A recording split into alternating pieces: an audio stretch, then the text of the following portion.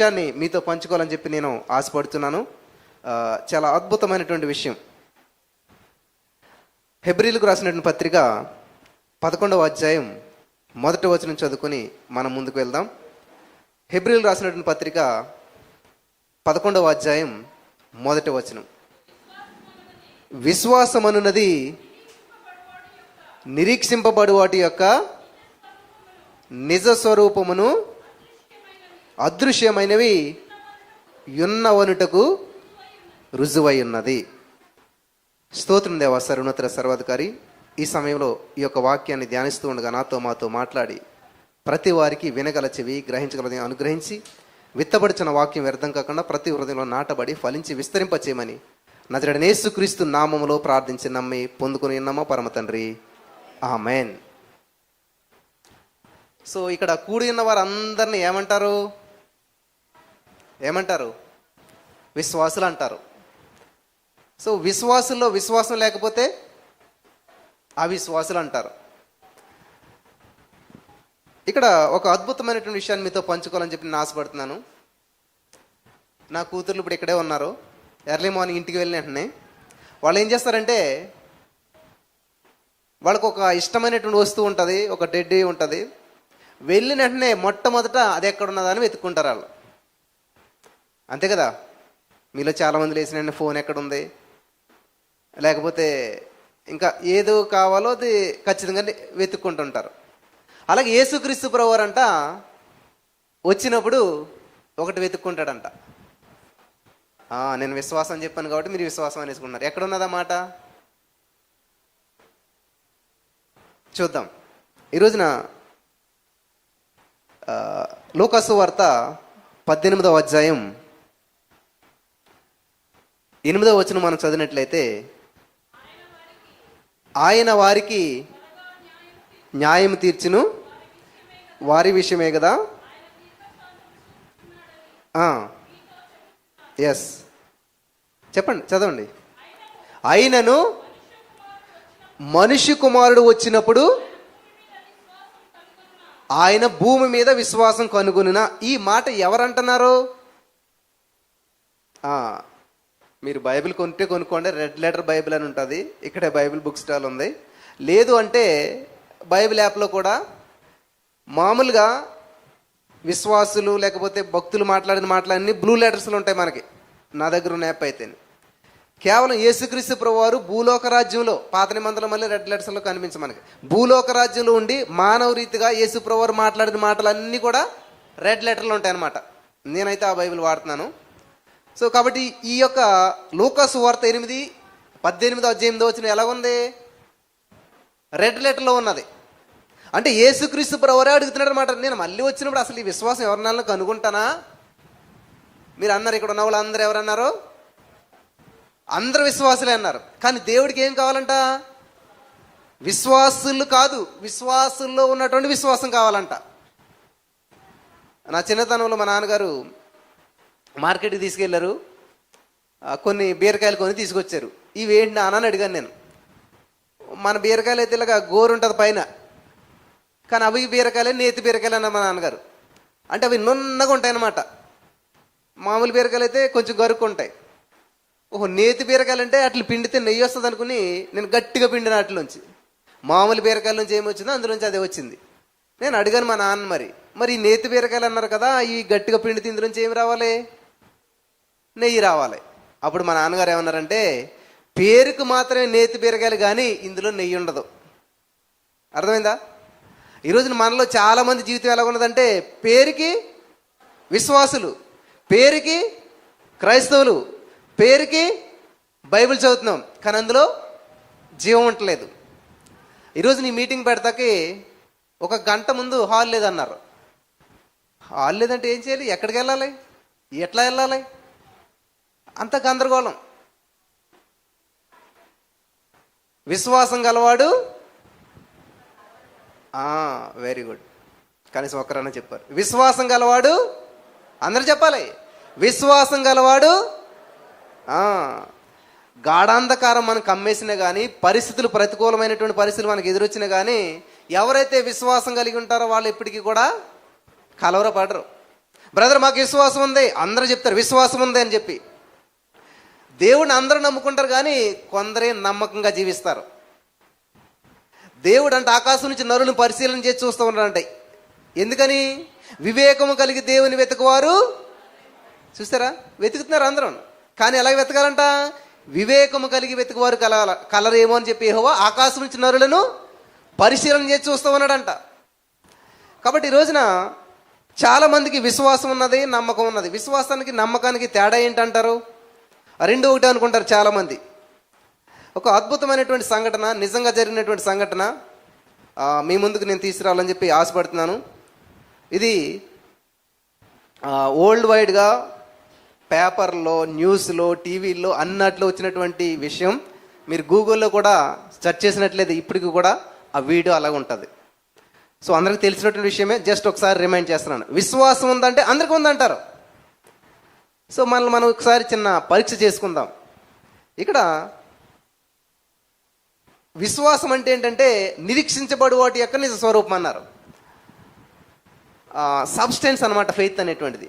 For example, ఈ building కట్టాలి. మనం ఒక పేపర్ తీసుకున్నాం, డయాగ్రామ్ గీసేసాం, 4 గీతలు గీస్తాం, అయిపోయింది బిల్డింగ్. ఇది వెడల్పెంత పొడవెంత అంటారు. కానీ అక్కడ ఉన్నదా? అది నిరీక్షణ. దానికి నిజ స్వరూపం ఏంటంట? విశ్వాసం. అర్థమవుతుందా? సో ఇక్కడ ఈ బిల్డింగ్ కట్టాలి, మనకు తెలుసు దీని రూపం, ఎక్కడ చిత్రం ఉంది మనసులో. దానికి నిజంగా మనం ఎలా చూస్తాం? ఫస్ట్ ఏం తెచ్చుకుంటాం? Bricks, concrete, iron.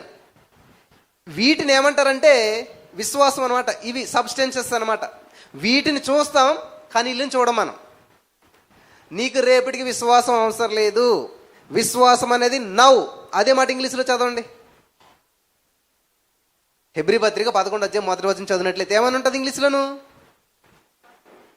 ఇంగ్లీష్లో ఏమని ఉంటుంది? చదవండి అమ్మా. లేదా ఎవరి దగ్గరను? హెబ్రీ పత్రిక 11 జస్ట్ వెయిట్. హెబ్రీ పత్రిక 11 మొదటి వచనం. Now faith is the substance of things. చూసారా ఏమొచ్చింది? నవ్వు అని ఎప్పుడు వాడతారు అసలు పదం? ఇప్పుడే. సో విశ్వాసం అనేది నీకు ఎప్పటికి కావాలి? ఎప్పటికమ్మా? రేపు నువ్వు జీవించాలంటే విశ్వాసం అవసరం లేదు, నిరీక్షణ. అది విశ్వాసానికి నిరీక్షణకి తేడా తెలుసుకోవాలన్నమాట. నేను రేపు బలపడతానండి, రేపు నేను దీవించబడతాను, అది నిరీక్షణ. విశ్వాసం అంటే ఏంటంట? లేనివి ఉన్నవనుటకు రుజువైనది. ఇప్పుడు నాకు ప్లేస్ లేదు, ఇప్పుడు నాకు డబ్బు లేదు, ఇప్పుడు నా దగ్గర ఏ విధమైనటువంటి ఆధారం లేదు, కానీ ఉన్నది. చాలామంది నన్ను ఇది అడుగుతారన్నమాట. నేను ఎవరికి ప్రార్థన చేసినా కూడా జరుగుతుందని ఎప్పుడు ప్రార్థన చేయలేదు కూడాను. అమ్మ మీకు ఉద్యోగం వస్తుంది, మీరు బలపడతారు, మీరు దీవించబడతారు, మీ ఆయన మారతాడు, అస్సలు నేను ఎప్పుడు ఎవరికి చెప్పలేదు కూడాను. చాలామంది బ్రదర్ మా ఆయన ఇలాగా, లేకపోతే మా సమస్య ఇలాగా, మా అప్పులు ఇలాగని ప్రేయర్ చేయమంటే నేనేమంటాను తెలుసా? నిజంగా జరిగిన సంగతి చెప్తాను. జస్ట్ 1 వీక్ 10 days అవుతుంది, మా ఇంటి దగ్గర నుంచి ఒక ఫోన్ వచ్చింది నాకు. వస్తే ఒకరికి హెల్త్ బాగాలేదు, సడన్గా పడిపోతే కొంచెం గట్టిగానే దెబ్బ తగిలింది, హాస్పిటల్లో పెట్టారు, ఆపరేషన్ చేశారు. చాలా పెద్ద ఆపరేషన్ అయింది, చాలా కాంప్లికేషన్స్ వచ్చాయి అనమాట. ఇంకా పైకి పంపర్ టెస్ట్లు ఏదేదో చాలా గందరగోళం ఉంది పరిస్థితి అంతా. నాకు ఫోన్ చేశారు. ఊరంటే కొంచెం ఒకరిద్దరు ఉంటారు కదా, 10 మంది ఆడవాళ్ళు అందరూ కలిసి ఉంటారు కదా, వాళ్ళందరూ కలిసి మా అక్కగారు నాకు ఫోన్ చేసి ప్రేయర్ చేయమంది. నేను ప్రేయర్ చేస్తా ఉన్నాను. థ్యాంక్ యూ జీసస్, వందనాలు యేసయ్య. 1 Pétరు 2:24 ప్రకారం నీవు పొందిన గాయముల ద్వారా నీ బిడ్డకు స్వస్థత ఇచ్చావు, నువ్వు విడుదల ఇచ్చావు. నీ బిడ్డ నా ప్రభా ఈరోజు డెలివరీ అయ్యేలాగా, డిశ్చార్జ్ అయ్యేలాగా నువ్వు చేసినందుకు వందనాలు అంటే పక్క వాళ్ళు అన్నారు హాస్పిటల్ ఉన్నది, ఇంకాను హాస్పిటల్ ఉన్నదని చేయమని ప్రార్థన. డిశ్చార్జ్ అయిపోయింది అంటాడేంటి, వచ్చేసింది అంటాడేంటి? నాకు వినపడతాను నీ మాటలు. నేను అంటున్నాను థ్యాంక్ యూ జీసస్, నీ బిడ్డ ఇంటికి తీసుకొచ్చినందుకు వందనాలు. లేదు హాస్పిటల్ ఉన్నది అనేమో పక్క వాళ్ళు అందరూ అంటున్నారు. నాకు వినపడుతున్నాను. నేను ఏం పట్టించుకోకుండా thank you Jesus, in the name of Jesus I'm believing, I'm receiving అని చెప్పి నేను మంచిగా ప్రార్థన చేస్తూ ఉన్నాను. అక్కడ అందరూ కూర్చుని ఉన్నారు కదా, 10 మంది ఆడళ్ళు, కొంచెం చదువుకోలేని కదా, వాళ్ళకి అర్థం అవ్వట్లేదు అనమాట. వచ్చేసింది అంటాడేంటి, హాస్పిటల్ ఉన్నది, ఇప్పుడు ఎక్కడ వస్తుంది అసలని? అది మామూలు ఆపరేషన్ కాదు, అది మామూలు ఆపరేషన్ కాదు, చాలా రోజులు పడుతుంది అని అంటే తర్వాత అంతా అయిపోయాక ఫోన్ పెట్టేశాను నేను. నాకు నెక్స్ట్ డే ఫోన్ వచ్చిందనమాట. ఏమని వచ్చింది, మా అక్కగారు ఫోన్ చేసి చెప్పారనమాట, ఆ అమ్మాయిని డిశ్చార్జ్ చేసేసారు, సాయంత్రానికి ఇంటికి వచ్చేసిందంట. హల్లెలూయా, హల్లెలూయా, హల్లెలూయా. నమ్ముట నీ వలన కాదు, నా వలన. అందరిపై ఇలా చూపించారు, ఇలా కాదు, ఇలాగనండి. నమ్ముట నా వలన అయితే నమ్ము వాని కాదు, నమ్మేటువంటి నాకు సమస్తము కూడా సాధ్యమే. హల్లెలూయా. నన్ను అనవసరంగా ఇబ్బంది పెట్టేస్తున్నారు చాలామంది, కానీ రాబోయే రోజుల్లో నన్ను దేవుడు ఎలా విస్తరింపజేస్తాడంటే మామూలుగా ఉండదన్నమాట. హల్లెలూయా, హల్లెలూయా.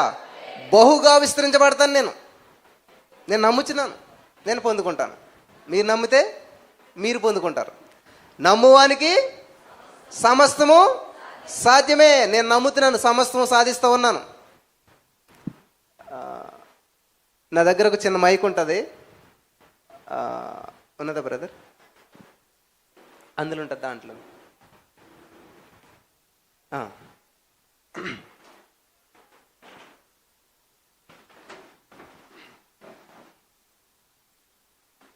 హల్లెలూయా. కనిపిస్తుందా మీకు అందరికీ? మైక్ కనిపిస్తుందా? ఎంతమంది ఇక్కడ కూర్చోట కారణం ఈ మైక్ అన్నమాట. నమ్ముతారు మీరు? ఈ పరిచర్యను ప్రారంభించింది ఈ మైక్ తోటే. ఎంత చిన్నగా ఉన్నా చూసారా? ప్రపంచాన్ని అంతా కూడా కదిలించేసింది ఈ మైకు, చిన్న మైకు. అందుకే దేవుడు ఒక మాట చెప్పాడు, ఆవగింజంతా తిరిగి తిరిగి ఎక్కడికి వచ్చాడు సరే దేవుడు మళ్ళీని. ఆవగింజంత విశ్వాసం ఉంటే కొండ జీవం లేని కొండే కదిలించబడితే ఇంతమంది జీవం ఉన్నటువంటి వారు ఈ రోజు నీ హాల్ అంతా నిండిపోలేదా? మరి మా ఆయన మారడు, మా పరిస్థితి మారదు, మా ఉద్యోగం మారదని ఎందుకు అంటున్నారు? నేనేమంటానంటే అప్పుడు దానికి విశ్వాసం లేదని చెప్తానమాట. సరే, ఒక అద్భుతమైనటువంటి సంఘటన మీకు చెప్పాలని చెప్పి నేను ఆశపడుతున్నాను. నయాగరా జలపాతం మీకు ఎంతమందికి తెలుసు? కొద్దిమందికి తెలుసు, చదువుకున్నటువంటి వారికి. లేనటువంటి వారి ఇంటికి వెళ్ళి ఆ యూట్యూబ్లో కొట్టి చూడండి, వీడియో వస్తుంది. ఇక్కడ వీళ్ళు గమనించాలి, విశ్వాసము అనేటువంటిది రెండు విషయాలకు సంబంధించినటువంటిది అనమాట. దేని కొరకైతే ఎదురు చూస్తూ ఉన్నామో ఆశతోటి, దానిని ఒక దినాన చూస్తాను అనేటువంటి నమ్మకం. ఎప్పుడో చూస్తాము అని కాదు, ఇప్పుడే చూడాలన్నమాట. లేనిది ఉన్నట్టు చూడాలి. లేకపోతే కొంతమంది ఏమనుకుంటారంటే, కంటికి కనిపించినటువంటిది ఖచ్చితంగా ఇప్పుడు ఆత్మలోకంలో చూస్తాం, భౌతికంగా తర్వాత స్వతంత్రించుకుంటాం. ఫర్ ఎగ్జాంపుల్, హాస్పిటల్కి వెళ్ళారు మీరు, 106 ఫీవర్. డాక్టర్ ముట్టుకుంటాడు, ఇంజక్షన్ వేస్తాడు, అన్నీ చేస్తాడు. వెళ్ళినప్పుడు ఎంత ఉందో ఫీవర్ అంతే ఉంటుంది, మళ్ళీ ఇంటికి వచ్చినా కూడా అంతే ఉంటుంది. కానీ ఇంటికి వెళ్ళినప్పుడు మీరు ఏం చేస్తారు? టార్టాయిస్ లాగా పాకుతుంది, ఎగితే వెళ్తారు. కానీ ఇంటికి వచ్చేటప్పుడు చిరుత పుల్లాగా వస్తారు. తేడా ఎక్కడొచ్చింది? డాక్టర్లో వచ్చిందా? తేడా ఎక్కడొచ్చింది? ఇంజక్షన్లో వచ్చిందా? ఏమీ రాలేదు. ఎక్కడ తేడా వచ్చిందంట?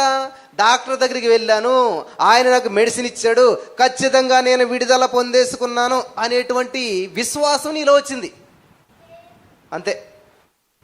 కానీ అది ఎప్పుడు తగ్గుతుంది?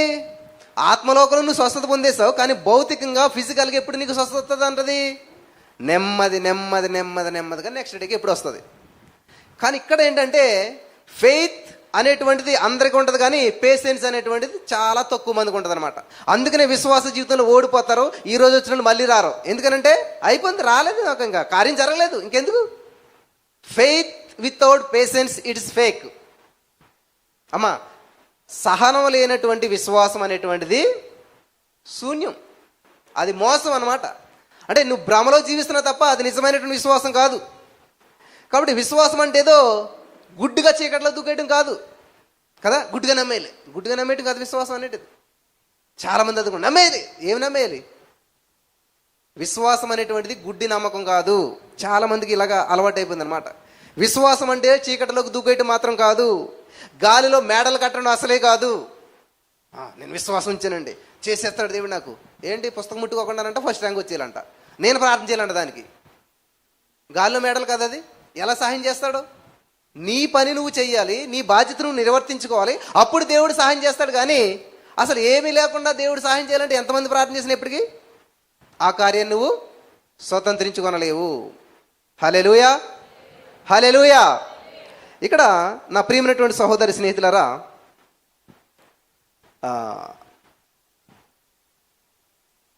అమెరికాకి మన నయాగరా జలపాతం అనేది మీకు అందరికీ తెలుసు. ఆ నయాగరా జలపాతానికి ఆయన ఒక తాడు కట్టాడంట. ఎంత లోతు ఉంటుంది అనుకుంటున్నారు? అది కనీసం అందులో పడితే మనిషి కనిపించడు. ఇలాంటి ఒక 10 బిల్డింగ్లు అంత ఎత్తుండి ఈ బిల్డింగ్కి ఆ బిల్డింగ్కి తాడేసి ఆ తాడు మీద నడుచుకుని వెళ్ళిపోతున్నారంటే ఎలా ఉంటుంది? వింతగా ఉంటుంది కదా. ఎలాంటి వ్యక్తి అయినా కూడా కష్టమే. అందరూ చూస్తూ ఉన్నారు. మీరు ఆ వీడియో చూడండి, నేను ఇంతగా చూశాను. అన్ని టీవీలు ఫోకస్ చేస్తూ ఉన్నాయి. జరిగినటువంటి సంగతిని ఇది. అన్ని టీవీలు ఫోకస్ చేస్తూ ఉన్నాయి, ప్రపంచం అంతా కూడా వీక్షిస్తూ ఉన్నారు. ఆయన ఒక తాడు కట్టాడు. ఆ తాడు మీద ఒక కర్ర పట్టుకుని నడుచుకుంటూ వెళ్ళిపోతున్నాడు. ఇక్కడి నుంచి కొంత దూరం వెళ్ళాడు. అందరూ చూస్తున్నారు. నడుస్తున్నాడు, పడిపోతాడేమో అనుకున్నారు. సగం దూరం వెళ్ళాడు. వెళ్ళగా ఎలాగైతే ఆ గోల్ మొత్తం రీచ్ అయిపోయాడంట. ఆయన అవతలకి వెళ్ళిపోయాడు. క్లాప్స్ కొట్టండి అందరూ మరి. హల్లెలూయా. సో మీకులాగా అప్పుడు అందరూ క్లాప్స్ కొట్టారంట. అప్పుడు ఆయన ఒక ప్రశ్న వేసాడంట, నేను ఈ దారి నుంచి ఆ దారికి వచ్చేసాను కదా, మరలా తిరిగి ఆ దారికి ఎంతమంది వెళ్తానని ఎంతమంది నమ్ముతారు అని అన్నారంట. ఎంతమంది నమ్మున్నారు? అవతలకు వచ్చిన వ్యక్తి మళ్ళీ యువతలకు రాగలుగుతాడా? వస్తారన్న వాళ్ళందరూ చేతులు ఎత్తండి. ఎస్, ఖచ్చితంగా. ఇటువైపు నుంచి అటువైపు నడిచిన వ్యక్తి అటువైపు నుంచి ఇటువైపు రావడం ఈజీనే కదా. ఖచ్చితంగా మీరు వెళ్తారని చెప్పి అందరూ అన్నారంట. ఓ వెరీ గుడ్ అని మళ్ళీ ఇంకొక మాట అన్నాడంట ఆయన. సరే, నేను అవతల నుంచి యువతలకు తాడు మీద నడుచుకుంటూ వచ్చేసాను, ఇప్పుడు యువతల నుంచి కూడా అవతలకి వెళ్తాను, కానీ ఎవరన్నా నాతో వస్తారా? నా భుజాల మీద ఎక్కించుకుని నేను వాళ్ళని తీసుకుని వెళ్తాను. ఎవరు వస్తారో చేతులు ఎత్తండి. సేమ్ మీకులాగా ఎవరు చేయత్తలేదంట. మీరు వెళ్తారు మాకు తెలుసు, కానీ మేము మాత్రం మీతో వచ్చామంటే మమ్మల్ని ఎక్కడ పడేసేస్తారు, మా జీవితం ఎక్కడ పోతుందో. ఇప్పుడు మీకు అర్థమైంది విశ్వాసం అంటే ఏంటి అన్నది. ఎదుటివాడి జీవితంలో జరుగుతుంది అన్నది నమ్మేస్తాం మనం. దేవుడు ఎంతైనా గొప్పవాడని నమ్మేస్తాం మనం. దేవుడు ఏదైనా చేయగలుగుతాడని నమ్మేస్తాడు, కానీ మన జీవితంలో చేస్తాడని నమ్మం. అర్థమైందా? విశ్వాసం అంటే ఎదుటివారి జీవితంలో చేస్తారని నమ్మటం, అది నమ్మకం అన్నమాట. విశ్వాసం అంటే ఏంటంటే ఖచ్చితంగా నా దేవుడు నా జీవితంలో అద్భుతం చేస్తాడు. హల్లెలూయా.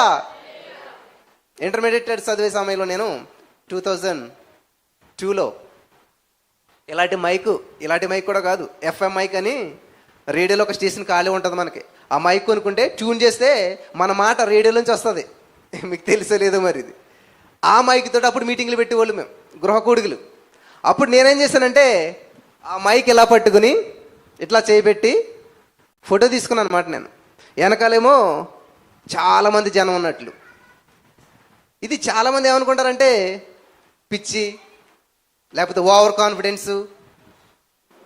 గమనించాలి, ఈ పదాలన్నీ నొక్కులే ఉంటాయి, కానీ విశ్వాసానికి దానికి చాలా తేడా ఉన్నది. చిత్రం కలిగి ఉండటం అనేది చాలా ప్రాముఖ్యమైన విషయం. గాల్లో మేడలు కడితే పనులు అవ్వ ఇప్పటికీ కూడాను. పెన్ను పేపర్ పెట్టి రాసుకోమంటే చాలామంది దాన్ని కూడా కామెంట్ చేస్తూ ఉన్నారు, వ్యతిరేకిస్తూ ఉన్నారు. పిల్లలు మీరు అందరూ చదువుకుంటారు కదా, మీ పిల్లలకి స్కూల్లో ఏం చేస్తుంటారు? హోంవర్క్ ఇస్తారు. ఒకవేళ అడిగి అది రాలేదానికి ఏం చేస్తారు? ఇంపోజిషన్ ఇస్తారు లేదా? 2 × 2 = 4, 2 × 2 ఎన్నిసార్లు రాస్తాడు? ఒక 100 సార్లు రాసుకుని వెళ్తాడు. ఎప్పుడన్నా మీరు తిట్టారా? ఎందుకు రాస్తున్నామని? ఏం చేస్తారు? ఇంకా రాయమంటారు. మరి ఈ రోజున థ్యాంక్ యూ జీసస్ అని చెప్పి ఒక 1000 సార్లు రాయండి, 2000 సార్లు రాయండి అని అంటే ఎందుకని బాధపడుతున్నారు? అది తప్పని ఎందుకంటా ఉన్నారు? ఇప్పుడు నువ్వు థ్యాంక్ యూ జీసస్ అనమంటే థ్యాంక్ యూ జీసస్ అంటావు, నీ మైండ్ ఏమో ఇంటి దగ్గర ఏమవుతుందో, లేకపోతే వాళ్ళు ఏం చేస్తున్నారు, నీ మైండ్ అంతా ఆలోచిస్తుంది. అదే పెన్ను పేపర్ ఇచ్చుకుని థ్యాంక్ యూ జీసస్ రాయాలనుకోండి, నువ్వు ఎవరి వైపు చూడలేవు, ఎటు ఆలోచించలేవు. THANK thank you, YOU, mind అంతా ఎక్కడున్నది? మరి చేసేది పొరపాట మంచి పనా? ఇప్పుడు కారు మీద ఏమనుంటుంది? నిదానమే. ఎందుకని? పక్కకు చూస్తే ఏమవుతుంది? పక్క ఊడిపోతాడు, ఇడిపోతాడు కదా, ప్రమాదాలు జరుగుతాయి. కాబట్టి అదే నేను ఏం చేస్తా ఉన్నాను ఇక్కడ. బైబిల్లో ఒక మాట ఉంటుంది, అన్నమాట, ఎవడైనా నువ్వు గోపురం కట్టగోరిన ఎడలా వాడు కూర్చుని తగలబడి ఆలోచించుకోవాలి కదా, తన దగ్గర సరైనటువంటి సామర్థ్యం ఉందో లేదని బైబిల్లో ఉంటుంది. అంటే మన భాషలో చెప్పాలంటే రాసుకోవాలి కదా, ప్లాన్ వేసుకోవాలి కదా అని చెప్పేసేసి. సో ఇక్కడ నాకు దేవుడు చాలా అద్భుతమైన విషయాలు తెలియజేశాడు ఈ యొక్క విశ్వాసం గురించి ధ్యానిస్తూ ఉన్నప్పుడు. దేవుణ్ణి ఆశ్చర్యపరిచేది, దేవుడు వచ్చినప్పుడు అది ఉన్నదా లేదా చెక్ చేసుకునేది ఏంటంట, మొట్టమొదటి దేవుడు వచ్చినట్టు ఏం చెక్ చేస్తాడంట, విశ్వాసం ఉన్నదా లేదా. విశ్వాసం లేకపోతే ఏం చేస్తాడు, ఇట్లా పక్కకి సెపరేట్ చేస్తుంటాడు అనమాట. కాబట్టి నేను విశ్వాసిని, చాలామంది చెప్తుంటుంటారు నేను విశ్వాసిని కానీ నాకు తింటాకలేదు, నేను విశ్వాసిని కానీ నాకు భయము, ఆందోళన. అసలు మరి మ్యాచ్ అవ్వట్లేదు కదా, ఇవన్నీ కూడా మిస్ మ్యాచ్ అయిపోతున్నాయి. చిన్నప్పుడు స్కూల్లో మనకు మ్యాచింగ్ ఇస్తారు. ఏనుగు బొమ్మ ఎక్కడ ఉంటుంది, దానికి తగ్గ పేరు ఏదో ఉంటుంది. ఏనుగు గాడిద అది ఇది పెట్టారనుకోండి, 0 మార్క్స్ వస్తాయి మీకు. మీరేమంటున్నారు, నేను విశ్వాసిని, ఎస్, కానీ కలవరం, భయము, ఆందోళన. విశ్వాసమి అన్నప్పుడు విశ్వాసకు తగ్గట్టు జీవితం జీవించాలి కదా, జీవించట్లేదు. అవిశ్వాసంతో కూడినటువంటి మాటలు, అవిశ్వాసంతో కూడినటువంటి జీవితాన్ని జీవిస్తూ ఉన్నాం. కాబట్టి ఇక్కడ లూకాసు వార్త 18వ అధ్యాయం 8వ వచనంలో దేవుడు ఏమంటున్నాడంటే, భూమి మీద విశ్వాసము నేను కనుగొనగలనా అంట ఉన్నాడు. అలాగే అసలు విశ్వాసం అనేది ఎందుకు అవసరం చెప్పాలమ్మా. ఆక్సిజన్ ఎందుకు అవసరం మనకి? ఆక్సిజన్ లేకపోతే, గాలి పీల్చుకోకపోతే మనిషి పోతాడంట. కాబట్టి ఇక్కడ దేవుని వాక్యం ప్రకారం మనం ఎవరమంట, నీతిమంతులం. నీతిమంతుడు ఎలా జీవిస్తాడంట, విశ్వాస మూలంగా జీవిస్తాడు. అంటే నువ్వు జీవించాలంటే ఏం కావాలి, విశ్వాసం కావాలి. అంటే బ్రతకాలంటేనే విశ్వాసం కావాలి. ఇది చాలా ప్రాముఖ్యమైన విషయం. ప్రతిరోజు మన జీవితంలో కావాల్సింది ఏంటంటే విశ్వాసం. విశ్వాసం లేకుండా దేవునికి అసలు ఎంత అద్భుతమైన మాటలు ఉన్నాయి. మన పేర్లేమి విశ్వాసులు, దేవునికి ఇష్టలుగా జీవిస్తున్నామా మనం? లేదు. ఇక్కడ చూద్దాం ఆ మాట కూడా. గలతీ 3:11 మీరు చదువుకున్నట్లయితే, గలతీ పత్రిక 3వ అధ్యాయం 11వ వచనం మనం చదివినట్లయితే, అక్కడ దేవుడు ఏం చెప్తున్నాడంటే, అంత అవుద్దమ్మా, లాస్ట్ లైన్ నేను చదువుతాను వినండి. నీతిమంతుడు విశ్వాస మూలంగా జీవించును. బ్రదర్, అస్సలు మాకు తింటాకలేదు బ్రదర్, మా పరిస్థితి చాలా ఘోరంగా ఉన్నది బ్రదర్. విజయవాడ నుంచి చాలామంది ఫోన్ చేసి నాకు చాలా ఇబ్బందిగా ఉన్నది బ్రదర్ అని చెప్పారు. ఈ రోజున మీరు ఇంత అద్భుతంగా కూర్చుని ఈ యొక్క మీటింగ్ని ఆస్వాదిస్తూ ఉన్నారంటే, పిల్లలు గమనించ, కరువులో సమృద్ధిని చూడాలి. అది క్రైస్తవ జీవితం అంటే, అది విశ్వాసం అంటేనే. ఇస్సాకంట ఎక్కడైతే కరువు ఉందో అదే ప్రాంతంలో విత్తనం వేసి 100 పంట, 60 కాదు 30 కాదు. అర్థమవుతుందా? విశ్వాసం అంటే ఏంటంటే లేనిది ఉన్నట్టుగా చూడాలి, కరువులో సమృద్ధిని చూడాలి. విజయవాడ నుంచి నాకు ఒక సహోదరు ఫోన్ చేసి, ఈ జరగబోయేటువంటి ఆల్ నైట్ ప్రేయర్కి నేను ఏం చేయాలనుకుంటున్నారండి, స్పాన్సర్ చేయాలనుకుంటున్నాను అన్నారు. హల్లెలూయా. అసలు ఆ ఏరియా నుంచి ఎటువంటి ఫోన్లు వస్తాయి మనకి? ఏమో ఎలా ఉంది పరిస్థితి? అస్సలు నాకు మనసు ఎలాగనిపించిందంటే, నిజంగాను చాలా సంతోషం అనిపించింది అనమాట. నిజంగా మనం ఎలాగుంటామంటే ఇట్లా మాట, ఎవరు సాయం చేస్తారా, ఎవరు హెల్ప్ చేస్తారా, కానీ ఎవరికి సహాయం చేద్దామా, ఎవరికి హెల్ప్ చేద్దామా. చూసారా, దీనికి చాలా తేడా ఉన్నది. దేవుని ఉద్దేశం ఏంటంటే మీ చెయ్యి పై చెయ్యిగా ఉండాలి. మీరు అప్పు తీసుకునే వారుగా ఉండరు, కానీ అప్పిచ్చువానిగా ఎప్పుడు ఉంటారు చెప్పాలి, ఎప్పుడు ఉంటారు? ఈ వాక్యాలు మనం చదివితే ఉండరు ఎప్పుడు కూడాను. వాక్యం చదివితే ఎప్పుడు కూడా మీరు విశ్వాసులు కాలేరు. దేవుడు అంటాడు కదా, వినుట మట్టుకు విందిరే కానీ దానిని గ్రహించలేరు. యెహోవా తమకు దేవుడు కాగలిగినటువంటి జనులు ధన్యులు, వారు శూర కార్యాలు చేస్తారంట. హల్లెలూయా, హల్లెలూయా. రే నువ్వు పోరా, ఇందులోకి రాటకు పనిచేవు అని అన్నారు అనుకోండి, ఏం చేస్తాం? అని ఏడిస్తే కూర్చుంటాం కదా. అది అవిశ్వాసాలు చేసేటువంటి పని. నాకు ఈ డోర్ మూస్తావు, నువ్వు 7 ద్వారాలు తెరవబడతాయి నాకు. హల్లెలూయా. ఆ డోర్ మూస్తే ఈ డోర్ తెరవబడిందా లేదా? అక్కడికి గంటేస్తే ఇక్కడికి వచ్చారు లేదు జనాలు? తెలుసుకుని వెతుక్కుని వచ్చారు లేదా? ప్రొద్దుటూరు నుంచి వచ్చారు, కర్నూలు నుంచి వచ్చారు, గుంటకాల నుంచి వచ్చారు, అనంతపురం నుంచి వచ్చారు, ఎంతంత దూరం నుంచి వచ్చారండి. ఆసక్తి కలిగినటువంటి వారినంట ఏ శక్తి కూడా ఆపలేదంట. కాబట్టి ఇక్కడ గమనించవలసింది ఏంటంటే, నీతిమంతుడు బ్రదర్ మేము నీతిమంతులు కాదులేండి. ఎవరు చెప్పారు నీతిమంతులని? నీతిమంతుడు లేడు. మరి అదేంటి, ఇప్పుడు మీరు నీతిమంతులా కాదా చెప్పాలి. ఎంత పెద్ద డౌట్ వచ్చిందో ఇప్పుడు. మీరు ఆడాలా మగోళ్ళ ఆలోచించి చెప్తానంటారా? ఏమా మీరు ఆడవాళ్ళ మగవాళ్ళ అంటే ఆలోచించి చెప్తానంటే ఎక్కడో తేడా ఉందని అర్థం అన్నమాట. ఖచ్చితంగా నేను ఆడా నేను మగ అని చెప్పారంటే మంచి సెన్స్లో ఉన్నారని అర్థం అనమాట. కాబట్టి ఇక్కడ మీరు నీతిమంతులా కాదా అంటే, నీతిమంతులా కాదా? అమ్మో. రోమా 3:23 ప్రకారం ఏ భేదము లేదు, అందరూ పాపం చేసి దేవుడు అనుగ్రహించి మహిమను పొందలేకపోతున్నారు, ఎవ్వరు కూడా నీతిమంతులు లేరు. ఎప్పుడు? అప్పుడు యేసుక్రీస్తు ప్రభు నమ్మక ముందు, బాప్తిసం పొందక ముందు, యేసుక్రీస్తు ప్రభు రక్తం చేత కడగబడక ముందు మనమంతా కూడా పాపులమే. ఎప్పుడైతే యేసుక్రీస్తు ప్రభు యొక్క రక్తం చేత కడగబడ్డామో, యేసు ప్రభు యొక్క నీతి మనకు ఆపాదించబడింది, సంపాదించుకుంటూ వచ్చింది కాదు. హల్లెలూయా. నువ్వు రక్షణ సంపాదించుకునేది కాదు, నీ యొక్క నీతి నువ్వు సంపాదించుకునేటువంటిది కాదు. అది ఎలాగొస్తుందంటండి? ఉచితముగా. అంటే వెళ్ళలేందా? ఇప్పుడు మీరు అంతా వచ్చి ఫ్రీగానే కూర్చున్నారు చాలామంది ఇక్కడ అందరూ కూడా. అంటే ఇది ఊరుకుని వచ్చిందా? చక్కగా మీ వీడియోలు అన్నీ యూట్యూబ్లోకి వెళ్తున్నాయి, మీ ఫేస్లు అన్నీ కూడా. ఇప్పుడు మీరు ఒక 10 సంవత్సరాల చూసినా కూడా ఈ ప్రోగ్రామ్ అంతా కూడా అక్కడ ఉంటుంది. వింటున్నారా? మరి ఇదంతా ఎలా జరుగుతుంది? ఎవరో ఒక ఆయన త్యాగం చేశాడు దీనికోసం.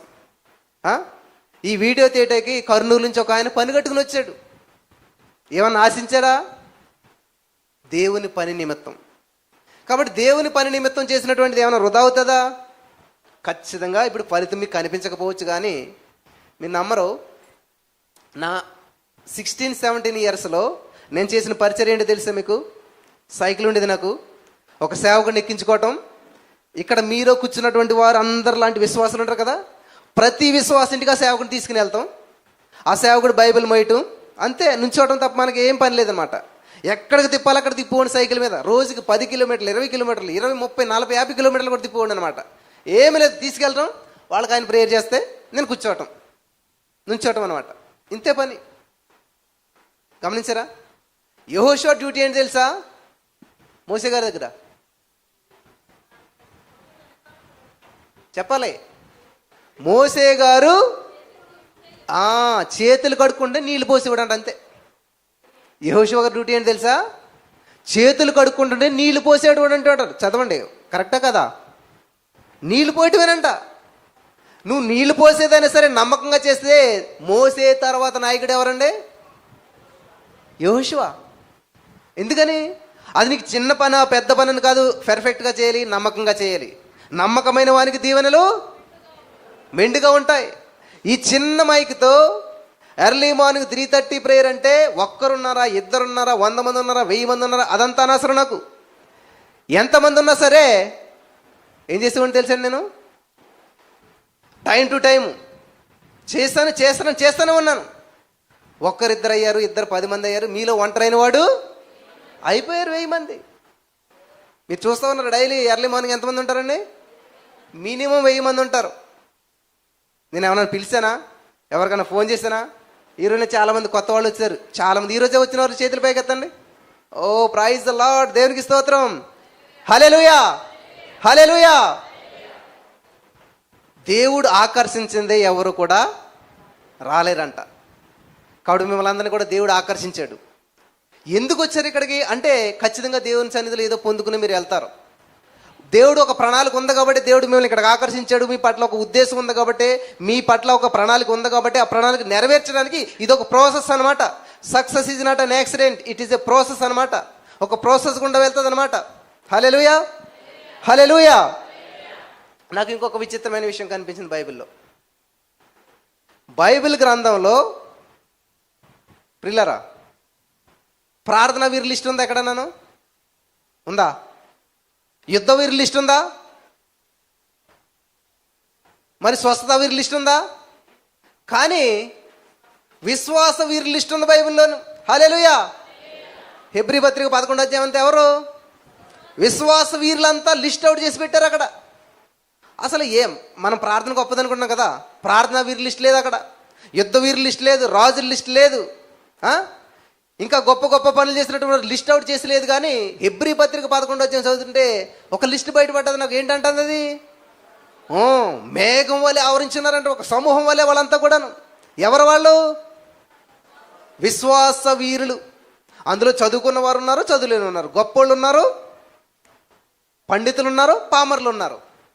కాబట్టి అందరినీ కూడా ఒక చోట చేర్చేటువంటిది ఏంటంటే విశ్వాసం. విశ్వాసం. హల్లెలూయా, హల్లెలూయా. కాబట్టి ఇక్కడ దేవునికి ఇష్టలుగా ఉండాలంటే విశ్వాసం కావాలి. మనం జీవించాలంటే విశ్వాసం కావాలి. నీకు మత్తయి సువార్త 9వ అధ్యాయం 22వ వచనం చదివినట్లయితే, మత్తయి సువార్త 9వ అధ్యాయం 22వ వచనం చదివినట్లయితే,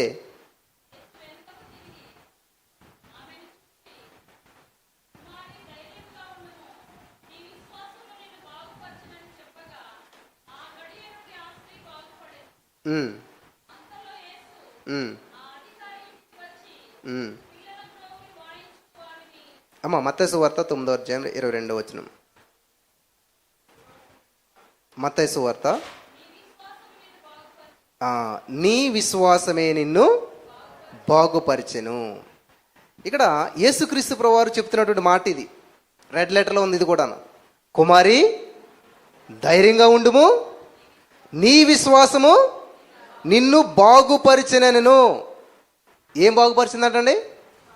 విశ్వాసం. అంటే నీకు స్వస్థత కలగాలంటే ఏం కావాలి? విశ్వాసం కావాలి. చాలామంది ప్రార్థన చేస్తారు, మామూలు మాటలు చేస్తారు. ప్రార్థన ఎప్పుడు కూడా వాక్యానుసారంగా ఉండాలి. చాలాసార్లు చెప్పాను నేను. ఇప్పుడు స్వస్థత కావాలి, ఏమని చేస్తారు? ప్రార్థన స్వస్థపరచు స్వస్థపరచు అంటారు. ప్రార్థన ఇప్పుడు కూడా ఫాస్ట్ టెన్స్లో ఉండాలి. ప్రార్థన ఇప్పుడు కూడా ఫ్యూచర్ టెన్స్లో ఉండకూడదు. స్వస్థపరచు అంటే అర్థం ఏంటి? దేవా, అదే స్వస్థత ఎలా వస్తుంది మనకి? ఆయన పొందిన గాయముల ద్వారా మనకు స్వస్థత కలుగుచున్నది. కలుగుతాది కాదు, కలిగేసింది అనమాట. స్వస్థత పొందితిరి అని పాస్ట్ టెన్స్లో ఉంటుంది. కాబట్టి మీరు ఆల్రెడీ పొందేశారంటే ఎప్పుడు తిన్నాడు దేవుడి దెబ్బలు? 2000 సంవత్సరాల క్రితం. 2000 సంవత్సరాల క్రితం యేసుక్రీస్తు ప్రభువు ఒక పని చేసేస్తే మళ్ళీ నువ్వు ఇప్పుడు పని చెప్తుంటే ఆయన ఒక్క పని ఒక్కసారి చేస్తాడు. ఆయన చేసిన పనిలో లోపం ఉండదు, పెర్ఫెక్ట్గా చేస్తాడనమాట. కాబట్టి మళ్ళీ ఏం చేస్తావు? స్వస్థపరచు అంటే ఏంటి అర్థం? మళ్ళీ నువ్వు వచ్చి నా కోసం సిలువ మీద దెబ్బలు తినని అర్థం అనమాట. మళ్ళీ చేయడు ఆయన. ఆల్రెడీ ఒకసారి చేసిన పని మళ్ళీ చేయడు. ఒకవేళ ఆయన మళ్ళీ వచ్చాడంటే ఎందుకని వస్తాడు? తీసుకెళ్తాకు వస్తాడు. నీకు స్వస్థత ఇవ్వటానికి, ఉద్యోగం ఇవ్వటానికి, పెళ్లి చేయటానికి, ఈ పనులు చేయటానికి ఇంకేం రాడాయన. ఆయన వచ్చాడంటే నిన్ను నన్ను తీసుకుని వెళ్తాడు. కాబట్టి మన వాక్యానుసారమైన ప్రార్థన ఎలా చేయాలి? ఇప్పుడు స్వస్థత కోసం ఆయన పొందిన గాయముల ద్వారా నేను స్వస్థత పొంది తిని. మరి ఇంకా జ్వరం ఉందేంటి? నన్ను కాదు, మరి డాక్టర్ని ఎందుకు అడగరు ఈ మాట? ఇంజక్షన్ చేశారు కదా, ట్యాబ్లెట్ ఇచ్చారు కదా, స్టెథోస్కోప్ పెట్టి చూశారు కదా, ఇంత చేశారు కదా, ఫీజు కట్టాను కదా, మరి ఇంకా జ్వరం ఉందేంటి? ఎవరన్నా అడిగారు ఎప్పుడన్నాను? అస్సలు ఏం అడగరు. ఆ 106 ఫీవరే ఉంటుంది, ఇన్ని మెడిసిన్ తీసుకుంటారు, ఇన్ని ఇంజక్షన్ చేయించుకుంటారు, అంతా చేసుకుని సైలెంట్గా వచ్చేస్తారు ఇంటికి. కానీ దేవుడి దగ్గర కొద్దిలోకి జరగలేదేంటి, అవ్వట్లేదేంటి, ఎప్పుడు జరుగుతుంది? ఎన్నో ప్రశ్నలు వేస్తూ ఉంటుంటాం. ప్రశ్నించే వారి జీవితంలో ఎప్పుడు కూడా సమాధానాలు దొరకవు. సమాధానాన్ని ప్రకటించే వారి జీవితంలో ఎప్పుడు కూడా సమాధానాలు కలుగుతాయన్నమాట. హల్లెలూయా. సమాధాన పరుచువారు ధన్యులు, వారు దేవుని కుమారులు అనబడతారంట. ఇక్కడ మనం చూసినట్లయితే నీకు స్వస్థత కలగాలంటే ఏమి కావాలంటండి? విశ్వాసం కావాలి. ఇంకొక అద్భుతమైనటువంటి విషయం మీకు అందరికీ తెలుసు, సండే స్కూల్ నుంచి చదువుకుంటున్నారు. ఒక వ్యక్తి, ఆల్రెడీ మొన్న చెప్పిన మెసేజ్, నేను ఏం సమస్య వచ్చిందో తెలియదు, సడన్గా ఆయన పడిపోయాడు. ఎలా పడిపోయాడు? ఒక వ్యాధి చేత పడిపోయాడు. ఏంటి ఆ వ్యాధి? పెరాలసిస్ అంటే పక్షవాతం వచ్చి పడిపోయాడు. అసలు అన్నీ బాగున్న వాడితోటే ఎవరు మాట్లాడతలేదు ఈ రోజుతోటి. డబ్బున్న వాడితోటే ఎవరు మాట్లాడతలేదు. ఆ పెరాలసిస్ వచ్చినటువంటి వ్యక్తి ఇలాంటి మీటింగ్ ఎక్కడో జరుగుతుందని తెలిస్తే ఏం చేశారంట, కొంతమంది నలుగురు చేత మోహించుకుని తీసుకొచ్చారంట. అసలు అది ఎంత అద్భుతంగా అనిపించింది తెలుసా మీకు? ఎలాగ అనిపించిందో కానీ, పెరాలసిస్ కలిగినటువంటి వ్యక్తిని నలుగురు మోసుకుని వచ్చారంటే అతను నలుగురిని సంపాదించుకున్నాడు, నలుగురు మోసేవాడిని సంపాదించుకున్నాడు, నలుగురిలో మంచి పేరు సంపాదించుకున్నాడు. హల్లెలూయా. చూసారా, వెండి బంగారాల కంటే మంచి పేరు కోరదగిందని చెప్పి బైబిల్లో ఉంటుంది. సొలొమోను చెప్తాడు సామెతల గ్రంథంలో. ఆయన అటువంటి క్లిష్ట పరిస్థితిలో కూడా నలుగురు ఆయన కోసం ఆలోచించేవారు, నలుగురు ఆయన కోసం పనిచేసేవారు, నలుగురు ఆయన మోసేటువంటి వారు ఉన్నారంటే ఎంత ధన్యత అది. బ్రదర్, మా వ్యాపారం కొంచెం డల్ అయింది, అందరూ విడిచిపెట్టేశారు. మొన్న ఒక టెస్ట్ మనీ విని ఉంటారు మీరు. ఆయన ఫ్రెండ్ అన్న ఎంతో బిజినెస్లో పెట్టాడంట. సడన్గా ఏమైంది, లాస్ అయిపోయింది, వెళ్ళిపోయాడు వదిలేసి. ఈరోజు తల్లిదండ్రులు అదే చేస్తున్నారు, పిల్లలు అదే చేస్తున్నారు, బంధువులు అదే చేస్తున్నారు. ఏదైనా నష్టం వచ్చిందంటే విడిచిపెట్టేస్తూ ఉంటుంటారు అందరూ.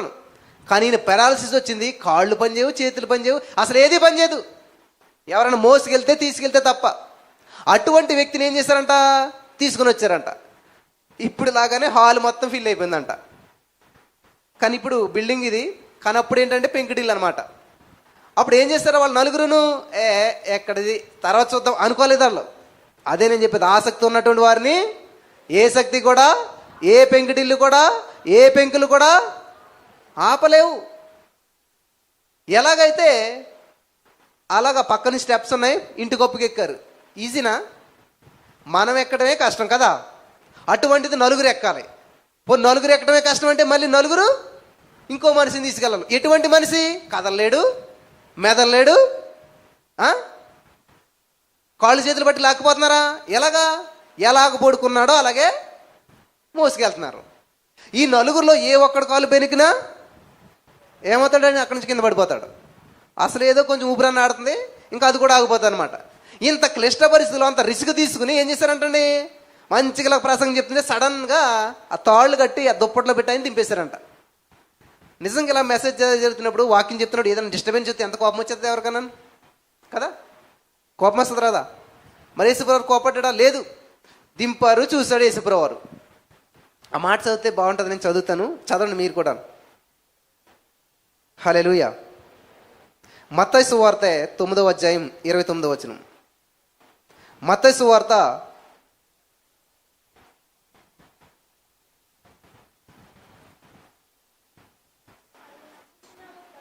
కాదు మార్కు సువార్త 2:5. మార్కు సువార్త 2వ అధ్యాయం 5వ వచనం మనం చదివినట్లయితే, యేసు నెమ్మదిగా ఒక్కసారి ఆలోచించిన మాట, యేసు వారి విశ్వాసం చూసి, కుమారుడా, అందరిటి చూడండి అమ్మా, యేసు ప్రభువారంట వారి విశ్వాసం చూసి, కుమారుడా నీ పాపములు క్షమించబడ్డాయి అన్నాడంట. ఎంత అద్భుతంగా ఉన్నది ఈ మాట అసలేని. వారి విశ్వాసం ఏంటి, వీని పాపములు క్షమించడం ఏంటి? ఆలోచించారు ఎప్పుడన్నాను? ఆ వ్యక్తికి స్వస్థత వచ్చిందంట. ఎలా వచ్చిందంట అమ్మ, వింటున్నారా? ఆ వ్యక్తికి స్వస్థత ఎలాగొచ్చిందంట? వారి విశ్వాసాన్ని చూసి. జరిగింది ఎప్పుడన్నాను? మీ యొక్క విశ్వాసాన్ని బట్టి మీ భర్తలో మార్పులు గమనించారా? మీ యొక్క విశ్వాసాన్ని బట్టి మీ బంధువుల్లో మార్పులు గమనించారా? అసలే ఆయన స్వస్థపరచబడిపోయాడు, పారాలసిస్ కలిగినటువంటి వ్యాధిని ఈజీగా చదివేస్తాం మనం. కానీ ఎవరి ద్వారా స్వస్థపరచబడ్డాడంటే నలుగురు తీసుకొచ్చారనుకుంటాం. దేవుడు ఎందుకని స్వస్థపరిచాడంటండి? వారి విశ్వాసాన్ని చూసి. నాకు చాలామంది చెప్తారు, అసలు నేను ఎలాగైపోయా కారణం ఎవరో తెలుసా? వాళ్ళే. ఒక తండ్రికి 2 కొడుకులు ఉన్నారంట. అందులో ఒకడు కలెక్టర్ అయినాడు చదువుకుని. అప్పుడు ఇంటర్వ్యూ చేస్తూ ఉన్నారంట. ఒకడేమో త్రాగుబోతాయాడంట. సో వాళ్ళిద్దరిని ఇంటర్వ్యూ చేస్తూ ఉన్నారంట టీవీ వాళ్ళు వచ్చి. ఆ త్రాగుబోతాన్ని అడిగారంట, ఏంటయ్యా ఇలాగైపోయి మీ అన్నయ్య కలెక్టర్ అయ్యాడు, నువ్వు ఎలాగేమంటే, నేను ఎలాగట కారణం ఎవరో తెలుసా? మా నాన్న మా నాన్న తాగేవాడు కాబట్టి నేను తాగాను, మా నాన్నలాగా నేను అయ్యాను, మా నాన్న నేను ఆదర్శంగా తీసుకున్నానని చెప్పాడంట. నెక్స్ట్ కలెక్టర్ గారు హోదాగా ఉంటారు కదా, ఆయన పిలిచి ఆయన ఇంటర్వ్యూ చేస్తున్నారంట. ఏమంటే మీరు అసలు ఇటువంటి ఫ్యామిలీలోంచి, ఇటువంటి త్రాగుబోతు ఫ్యామిలీలోంచి, ఇటువంటి క్లిష్ట పరిస్థితుల్లోంచి మీరు ఎలా కలెక్టర్ అవ్వగలిగారు? ఎవరు మీకు ఇన్స్పిరేషన్, ఎవరు మీకు ఆదర్శం అంటే మా నాన్న అన్నాడంట. ఎవరండి? మీ నాన్న? అవును మా నాన్న అన్నాడంట. అదేంటి? అవును, నా చిన్నతనంలో నేను స్కూల్కి వెళ్ళి వస్తూ ఉంటుంటే తాగేసి రోడ్ల మీద పడిపోతుంటే అందరూ చూసి మీ నాన్న అంటే నా జీవితం ఎందుకు అనిపించేది, ఎంత బాధ అనిపించేది తెలుసా? ఒక్కోసారి సాయంత్రం అయిపోయేది, మా అమ్మ ఎదురు చూస్తుండేది, ఇంటికి వచ్చేవాడు కాదు. వెళ్ళి చూస్తే ఆ పందులు పడుకున్నటువంటి మురుకుంట్లో పడుకునేటువంటి వాడు. ఇంటికి తీసుకొచ్చి కడిగేసరికి ఎంత బాధ అనిపించేదంటే, ఇవన్నీ చూసిన తర్వాత అటువంటి జీవితం నాకు రాకూడదు, అటువంటి లైఫ్ నేను జీవించకూడదు అంటే నేనేం చేయాలి? బాగా చదువుకోవాలి. అటువంటి లైఫ్ నాకు రాకూడదు అంటే ఏం చేయాలి? నేను బాగా చదువుకోవాలి అని చెప్పి మా నాన్న చూసి, మా నాన్న ఆదర్శంగా తీసుకొని, ఇటువంటి జీవితం నా లైఫ్లో జీవించకూడదు, నేను ప్రత్యేకంగా జీవించాలని మా నాన్న ఆదర్శంగా తీసుకుని చదువుకోవటం వల్ల ఈరోజు నేను కలెక్టర్ అయ్యానంట. చప్పటి కొట్టి దేవుని నామమును మహిమపరుద్దాం. హల్లెలూయా, హల్లెలూయా. కాబట్టి ఈరోజు నా చాలామంది నేను నాశనం అయిపోట కారణం, నువ్వు బాగుపడ్డ కారణం చూసుకో. అందులోను నా భర్త వల్ల నా జీవితం ఇలాగైపోయిందండి, నా తల్లిదండ్రుల వల్ల ఇలాగైపోయింది. ఇలాగైపోయింది కాదు, నువ్వు ఇలాగ అభివృద్ధి చెంది చూపించాలి. ఇటువంటి కుటుంబంలో పుట్టాను కాబట్టి నేను ఎదగట్లేదండి, అటువంటి కుటుంబంలోనే పుట్టిన వెతికి చూపించాలి. హల్లెలూయా, హల్లెలూయా. నాకు ఏ విధమైన సపోర్ట్ లేదండి, ఏ విధమైన సపోర్ట్ లేకుండా వస్తేనే నీ గొప్పతనం బయటపడుతుంది. హల్లెలూయా, హల్లెలూయా. అంతేగాని అందరూ సపోర్ట్ చేసి నువ్వు పైకి నువ్వు గొప్పతనం ఏంటి అసలేని?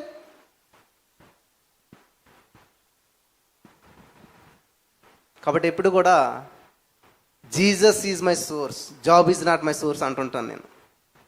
నా జీతం చెప్తే మీరు షాక్ అవుతారు. అసలే నేను చెప్పను కూడా, ఎందుకంటే నీతిమంతుడు విశ్వాసం మూలంగా జీవిస్తాడు, విశ్వాసం గలవారికి కొద్దివేమీ ఉండదు. అంతే, నువ్వు నమ్మాలి. నమ్ముట నీ వలనైతే నమ్మువానికి సమస్తము సాధ్యమే. Thank you Jesus. హాల్ నింపినందుకు వందనాలు. ఒక్కరు లేరు అక్కడ. థ్యాంక్ యూ జీసస్, నువ్వు చేసినందుకు వందనాలు. I'm believing, I'm receiving. Thank you Jesus, thank you Jesus, thank you Jesus. అయ్యింది లేదా? ఖాళీ హాల్ని చూసి చెప్పాలి నువ్వు ఫిల్ చేసినందుకు వందనాలని. ఫిల్ అయ్యాక దేవుడు, దేవునికి స్తోత్రం, అద్భుతం చేశాడు దేవుడు, ఇది ఎవరని చెప్తారు? అర్థమవుతుందా? నీ జేబులో చిల్లి గవ్వలేనప్పుడు చెప్పాలి ఐఎమ్ రిచ్, ఐఎమ్ బ్లెస్డ్. చెప్తారా? నేను చెప్పాను అలాగా. నా జేబులో చిల్లి గవ్వలేనప్పుడు, నిన్నటి కాల సమయంలో మా పోరాటం ఎలా ఉందంటే, నా కూతురికి ఫీవర్ వచ్చేసింది, వామిటింగ్ చేసేస్తుంది. రాత్రి లైవ్ ఇవ్వాలి, టైం అయింది, వచ్చి గబగబా లైవ్ ఒక 10-15 గంట ఇచ్చేసేసి మళ్ళీ నా కూతురిని ఎత్తుకుని మళ్ళీ హాస్పిటల్కి పరుగులు తీసి మళ్ళీ అక్కడ ట్యాబ్లెట్ తీసుకుని అక్కడే ఉండి ఇంకోటి అన్ని తిరిగి వద్దులకు 10 అయిపోయింది. కానీ నా కూతురు ఆరోగ్యంగా ఉంటుంది, మీటింగ్కి వస్తుంది, బాగుంటుంది. నేను ప్రకటించాను, నేను పలికాను. హల్లెలూయా. నీవు నమ్మిన ఎడలా అదేంటంటారు, నిద్రలేదు నా కూతురు ఆడుకుంటుంది, చూడండి, ముట్టుకుని చూడండి, కావాలి జ్వరం ఉందేమో. నజరేయుడైన యేసుక్రీస్తు నామములో ఏ జ్వరానికి నా కూతురి మీద అధికారం లేదు. I'm child of God. నేను యేసయ్య బిడ్డను, నా యేసయ్య నాకు ఇచ్చిన బిడ్డ. కాబట్టి నా మీద కానీ నా కుటుంబం మీద కానీ ఏ విధమైనటువంటి వ్యతిరేకమైనటువంటి ఇది ఏలుబడి చేయడానికి లేదు. బ్లడ్ టెస్ట్లు, ఆ టెస్ట్లు, ఈ టెస్ట్లు, ఇంత లిస్టు రెడీలో ఉంది. ఇంకా దీన్ని అవసరం నాకు రాదు. I'm believing, I'm receiving. నువ్వేదైతే పలుకుతావో అది కలుగుతుంది. హల్లెలూయా. ఎవరిదే? ఎవరి స్వభావం అది? యేసయ్య స్వభావం. నేను యేసయ్య బిడ్డను. హల్లెలూయా, హల్లెలూయా. కాబట్టి ఇక్కడ వారి విశ్వాసం చూసంట. ఎవరి విశ్వాసం? ఎవరండి? వాళ్ళు తీసుకొచ్చిన వాళ్ళ విశ్వాసం. వాళ్ళు తీసుకొస్తున్నారంటే ఈయన కూడా విశ్వాసం ఉండి ఉంటుంది. వీళ్ళని తీసుకెళ్తున్నారంటే ఖచ్చితంగా అద్భుతం జరుగుతుంది, ఈయన కూడా విశ్వాసం వచ్చి ఉంటుంది. ఫస్ట్ ఉందో లేదో కానీ వాళ్ళని బట్టి ఈయన కూడా విశ్వాసం వచ్చింది. వారిలో ఈయన కూడా కలిశాడు. వాళ్ళందరి విశ్వాసాన్ని చూసి దేవుడు అద్భుతం చేశాడంట. హల్లెలూయా, హల్లెలూయా.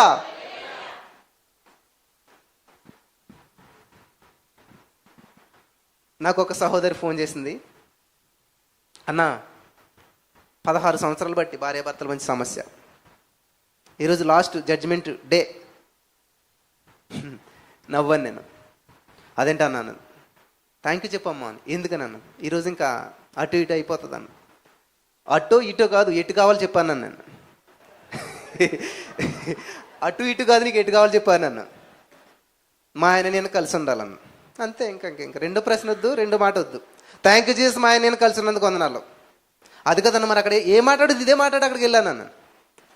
వచ్చింది జడ్జిమెంట్, వచ్చింది, లాయర్ వచ్చారు, అందరు వచ్చారు, వాళ్ళ ఆయన కూడా వచ్చారు. అసలు వాళ్ళు వచ్చి చెప్తానన్న సాక్ష్యం ఇక్కడ చెప్తే బాగుండేది. చాలామంది నమ్మట్లేదు, ఇవన్నీ ఏదో చెప్తున్నాను అనుకుంటున్నారు. ఈ ఫార్ములా పనిచేస్తుందా? ఫార్ములా నాదనుకుంటున్నారు అందరూ. యేసుక్రీస్తు ప్రభువు ఫార్ములా ఇది, లేదు ఉన్నట్టు పలకటం. సో వెళ్ళింది ఆమె. టెన్షన్ వస్తుంది అన్న అన్నది. ప్రార్థన చేయన్న, చేశాను. థ్యాంక్ యూ జీసస్ అస్సలు మానకే. పిలుస్తున్నా సరే, వాళ్ళు పిలుస్తున్నా సరే థ్యాంక్ యూ జీసస్ అని చెప్తానే ఉండు. నన్ను నా భర్తను కలిపినందుకు వందనాలు దేవా అని చెప్పాను. పిలిచారు, జడ్జి గారు పిలిచారు. అమ్మా ఏంటి సంగతే? నా భర్త నాకు కావాలి, నా భర్త నేను కలిసి ఉంటాం. ఆయన పిలిచారు వాళ్ళంతా. పిలిచి, ఈమె వ్యతిరేకించింది అనుకో, ఈమె లైఫ్ను విడిచిపెట్టేసేసి నీ బతుకు నువ్వు బతుకు అన్నావు అనుకో, ఒకవేళ ఎంత డిమాండ్ చేస్తే అంత ఇవ్వాల్సి వస్తుంది నువ్వు. కానీ ఆమె డబ్బు అడగట్లేదు అసలేని. ఇన్ని సంవత్సరాలు ఇంత దూరం అయిపోయినా కానీ ఆమె ఏమంటుంది, నువ్వు కావాలంటుంది. అసలు ఇటువంటి వ్యక్తి ఎక్కడన్నా ఉంటారా అని చెప్పి అందులో కానీ ఏం మాట్లాడలేదు. సరే అన్నాడు. ఇద్దరు కలిసిపోయారు. కేసు క్యాన్సిల్ అయిపోయింది, మొత్తం కొట్టేశారు. వాళ్ళిద్దరు కలిసి వాళ్ళ అత్తరింటికి వెళ్ళారు. అక్కడ ఒక గంట సేపు గడిపారు.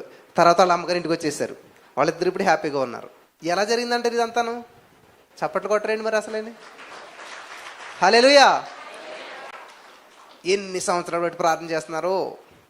అసలు నేను ప్రార్థన కూడా చేయలేదు నిజంగా వాస్తవానికి. ఏం చేయాలంట?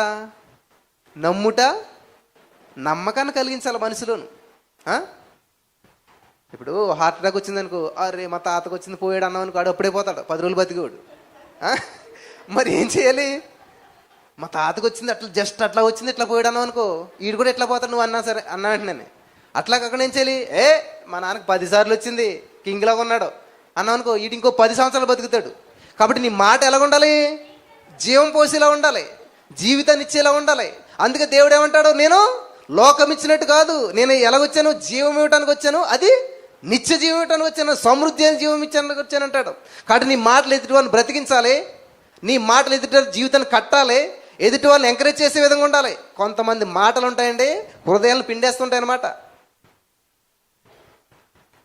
కాబట్టి నేను ఎవరు ఫోన్ చేసినా కూడా ఏది అడిగినా సరే వచ్చేసిందే అయిపోయిందని చెప్తూ ఉంటుంటాను అనమాట. అది నిజంగా వాస్తవం. హల్లెలూయా. ఇక్కడ యూసఫ్గూడ నుంచి ఒక బ్రదర్ ఉంటారు, ఉన్నారు, వచ్చారు సరిగ్గా ఇప్పుడు.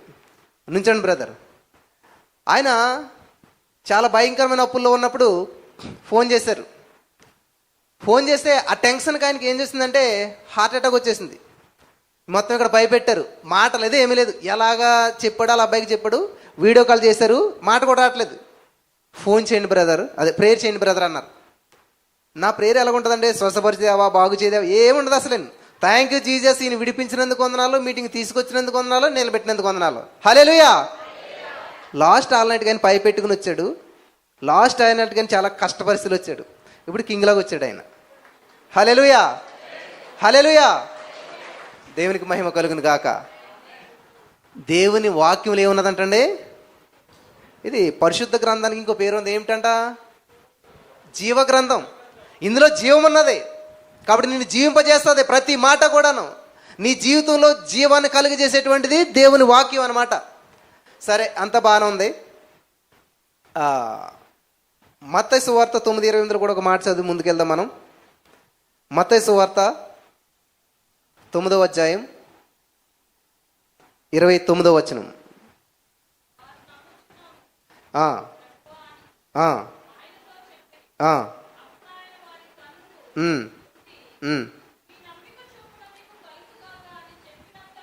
ఆమేన్. చాలా ఏమంటున్నాడు ఇక్కడ దేవుడు? మీ నమ్మిక చెప్పున మీకు కలుగును గాక. నిజంగా మీరు ఏమి నమ్మొచ్చారో నాకు తెలియదు, కానీ నేను నమ్మొచ్చాను, నేను పొందేసుకున్నాను. ఏమి నమ్మను? ఈ హాల్ ఫిల్ అవుతుంది. ఎక్కడ నమ్మను? ఇక్కడికి వచ్చా కాదు, ఇంటి దగ్గర నమ్మను. నేను పొందేసుకున్నాను నేను. మరి మీరేమి నమ్మొచ్చారో నాకు తెలియదు, కానీ ఖచ్చితంగా మీ నమ్మిక చెప్పిన మీకు జరుగును గాక. మీరు నమ్ముకున్నది మీరు పొందుకుందరు గాక. మీరు ఏదైతే ఆశించారో అది పొందుకుని వెళ్దురు గాక. మీరు ఏ నమ్మకంతో వచ్చారో ఆ నమ్మకాన్ని ఖచ్చితంగా దేవుడు స్థిరపరచును గాక. ఆమేన్, ఆమేన్, హల్లెలూయా. దేవుడు ఎప్పుడు నన్ను బట్టి యేసుప్రభువు వస్త్రం ముట్టితే స్వస్థత వచ్చింది ఆవిడికి, రక్తస్రావం కలిగిన స్త్రీకి. మరి దేవుడు ఏమంటున్నాడు అక్కడ? కుమారి, ఏం స్వస్థపరిచిందంట? నా వస్త్రపు చెంగిని స్వస్థపరిచింది అనాలి కదా. అదే కదా మరి స్వస్థపరిస్తా. మరి ఆవిడ స్వస్థపరిచి ఇంటికాడ నుండే స్వస్థపడాలి కదా ఆవిడ. ఏమా, వస్త్రపు చెంగు ముట్టక స్వస్థపడిందా, ముట్టక ముందు స్వస్థపడుతుందా? మరి అది యేసుప్రభువు అబద్ధం ఆడుతున్నాడా? యేసుప్రభువుని చాలామంది ముట్టారు, స్వస్థత పొందుకోలేదు. కానీ ఆమె విశ్వాసంతో ముట్టుకుంది కాబట్టి స్వస్థత పొందుకుంది. నమ్ముతున్నాను పొందుకున్నాను. ఏం నమ్ముతున్నావు, ఏం పొందుకుంటున్నావు? ఎప్పటికీ పొందుకోవట్లేదు. ఎందుకని? నమ్మకంతో పలకట్లేదు. వింటున్నారా? నమ్మకంతో పలకట్లేదు, నమ్మి పలకాలన్నమాట. కాబట్టి మన పరిస్థితులు ఎప్పటికీ ఇలాగ ఉండట కారణం ఏంటంటే విశ్వాసపు లెవెల్ అంట, విశ్వాస పరిమాణం చెప్పినట్ట. విశ్వాసం ఏముందంటే, నీకు ఫ్లైట్ కావాలి, దేవుడికి ఇవ్వగలిగిన సామర్థ్యం ఉంది, కనీసం నీకు పార్కింగ్ ప్లేస్ ఉన్నదా? ఫ్లైట్ మెయింటైన్ కూడా తర్వాత వదిలేసేయండి. ఆ ఫ్లైట్ ఇస్తే దేవుడు నీకు పెట్టుకునే పార్కింగ్ ప్లేస్ ఉన్నదా? ఒక్క కాదు 100 ఫ్లైట్లు ఇవ్వగలుగుతాడు దేవుడు. ఆకాశం జాంత కూల్చాడు ఆయన. భూమిని శూన్యం వేలాడదీశాడంట ఆయన. అసలు ఎంత అద్భుతం! అటువంటి దేవుడికి నీ అప్పు ఒక సమస్య, అటువంటి దేవుడికి నీ భర్త ఒక సమస్య, అటువంటి దేవుడికి నీ జీవితంలో ఉన్న గడ్డు సమస్యలు ఆయనకు ఒక సమస్య అంటారా? మరి ఎందుకని నమ్మలేకపోతున్నాం? మనం పూర్తిగా నమ్మలేకపోతున్నాం దేవుణ్ణి. హల్లెలూయా, హల్లెలూయా. కాబట్టి ఇక్కడ మీ నమ్మిక చెప్పిన మీకు జరుగును గాక. అది మనం కూడా అప్లై చేసుకుందాం. ఈ రోజున మనం ఏదైతే నమ్మమో, ఏదైతే విశ్వసించామో అది ఖచ్చితంగా పొందుకుని వెళ్దాం గాక. ఆమేన్. మత్తయి సువార్తలోనే 15వ అధ్యాయం 28వ వచనం మనం చదివినట్లయితే అక్కడ ఒక అద్భుతమైనటువంటి సంఘటన మనం చూస్తూ ఉన్నాం. మత్తయి సువార్త 15:28వ వచనం. అందుకు యేసు, అమ్మా, నీ విశ్వాసము గొప్పది, నీవు కోరినట్టే. ఏంటంటే ఆవిడ విశ్వాసం చూసారా? ఎన్ని రకాల విశ్వాసాలు ఉన్నాయో. స్ట్రాంగ్ ఫెయిత్, గ్రేట్ ఫెయిత్, లో ఫెయిత్, చూసారా? అల్ప విశ్వాసం, గొప్ప విశ్వాసం, స్వల్ప విశ్వాసం, రకరకాల విశ్వాసాలు అనమాట. కాబట్టి ఈరోజున మన యొక్క విశ్వాస పరిమాణం ఎలా ఉన్నదో మనం పరీక్షించుకోవాలి. మీ విశ్వాస పరిమాణం ఇక్కడ ఎంత అద్భుతంగా చూడండి. అమ్మా, నీ విశ్వాసము గొప్పది. దేవునికి స్తోత్రం కలుగును గాక. నీ విశ్వాసము గొప్పది. ఈ మాట ఎంతమందితో చెప్తాడు దేవుడు అసలని? అమ్మ, ఇక్కడ ఉన్న వారితో ఎంతమంది దేవుడు ఈ మాట చెప్తాడు? నీ విశ్వాసం గొప్పది. ఏం చేశారు మీరు గొప్పగాను? ఏం జీవించారు దేవుని కోసం గొప్పగాను? ఆలోచించి ఎప్పుడన్నాను? నేను నమ్మని పెద్ద నమ్మను, కానీ పొందుకున్నావా? నువ్వు నమ్మావంటే దానికి నిదర్శనం ఏంటి? చాలామంది అంటారు అస్సలు ఇలా మూసుకుంటే అలా కనపడతారంట. ఎవరు? దేవుడు. కానీ అంతలా దేవుడు కనపడతారు, కానీ జీవితం మాత్రం ఇప్పుడు ఎట్లా ఉంటుంది అన్నమాట. నిజంగా నీకు దేవుడు కనిపిస్తే వేర్ ఈజ్ యువర్ ఫ్రూట్? ఏది నీ ఫలం? ఏది ఫలం తెలుస్తుంది కదా. ఫలం తెలియజేస్తుంది ఆ చెట్టు ఎలాంటిదో. కాబట్టి నువ్వు నిజంగా దేవుల్లో ఎంత అంటు కట్టబడి ఉన్నావో, ఎవడైనను నా యందు నిలిచిన ఎడల వాని యందు నా మాటలు నిలిచిన ఎడల వాడు బహుగా ఫలిస్తాడంట. మనం బహుగా ఫలిస్తున్నావా? ఆశీర్వదించబడటం గొప్పతనం కాదు, అనేక మందికి ఆశీర్వాదకరంగా ఉండాలి. వింటున్నారా? నువ్వు ఉద్యోగం పొందుకోవడం విచిత్రమైన విషయం ఏమి కాదు, అనేక మందికి ఉద్యోగాలు ఇవ్వాలి. అది అద్భుతమైన విషయం అనమాట. హల్లెలూయా. మరి అలా ఆలోచించారు ఎప్పుడన్నాను? చిన్న ఉద్యోగం వచ్చేసాలండి, చిన్న ఇది జరిగితే బాగుండండి, చిన్న కార్యం జరిగితే బాగుండండి, ఇదే చిన్న చిన్న చిన్న. పెద్దగా ఆలోచించాలి. Think big. ఏం చేయాలంటండి? గొప్పగా ఆలోచించడం నేర్చుకోండి. ఇక్కడ విశ్వాసం అనేటువంటిది చాలా ప్రాముఖ్యమైన విషయం. యేసుక్రీస్తు ప్రభువారి శిష్యులు ఒకసారి ఒక పని చెప్తే చేయలేదంటండి. చాలా కోపం వచ్చిందంట దేవుడికి. ఏమంటున్నాడు తెలుసా? వాళ్ళని ఎలా తిడుతున్నాడో చూద్దాం మనం. దేవుడు లూకాసు వార్త 9వ అధ్యాయం 41వ వచనం చూసినట్లయితే, లూకాసు వార్త 9వ అధ్యాయం 41వ వచనం మనం చదివినట్లయితే, అందుకు యేసు అసలు ఉంటారు ఎవరన్నా ఇక్కడ మాట అంటేనే? ఏమా ఈ మాటకి ఎన్ని పొరపాటునంటే ఎవరన్నా ఉంటారు ఇక్కడ? ఎవరన్నారు? రెడ్ లెటర్లో ఉంది ఇది. నన్ను రెడ్ లెటర్లో చూపించాను. అందుకు యేసు డైరెక్ట్గా ఉంది కదా. ఏమన్నాడు? విశ్వాసం లేని వాళ్ళు ఏమంటారు ఇప్పుడు? నేను అనలేదు, మరి మీరే అంటున్నారు కదా. దేవుడు చెప్పాడు అన్నమాట, విశ్వాసం లేని మూర్ఖతరం వారులారా, నేనెంతకాలం మీతో కూడా ఉండి మిమ్మల్ని సహించును. ఏదో ఒక సమస్యతోటి ఎవరో వచ్చారంట, వాళ్ళు ఎంత ప్రయత్నం చేసినా అవ్వలేదు. అప్పుడు దేవుడు కలుగు చేసి చేస్తామన్నట. జాగ్రత్తగా వినండి, ఇది ఒక సందర్భం గుర్తుపెట్టుకోండి. ఎందుకని తిట్టాడు దేవుడు? వాళ్ళ దగ్గర ఏమి లేదంట, విశ్వాసం లేదంట. ఇంకొక సందర్భాన్ని చూద్దాం మనం. మార్కు సువార్త 4వ అధ్యాయం 40వ వచనం చూసినట్లయితే, మార్కు సువార్త 4వ అధ్యాయం 40వ వచనంలో మనం చూసినట్లయితే 40వ వచనం, అప్పుడు ఆయన మీరెందుకు భయపడుచున్నారు, మీరింకను నమ్మిక లేకయున్నారా. తెలుగులో నమ్మిక అని ఉన్నది, ఇంగ్లీష్లో ఫెయిత్ అని ఉన్నది. ఎప్పుడు అంటున్నాడు ఈ మాట? యేసుక్రీస్తు ప్రభువారి శిష్యులు సముద్రం మీద వెళ్తూ ఉన్నారు. వెళ్తున్నటువంటి సమయంలో సడన్గా గందరగోళం, తుఫాన్ వచ్చింది. ఆ ఓడ మునిగిపోతుందని చెప్పి సామాన్లన్నీ బయట ఆడేశారు. గందరగోళం అయిపోయింది.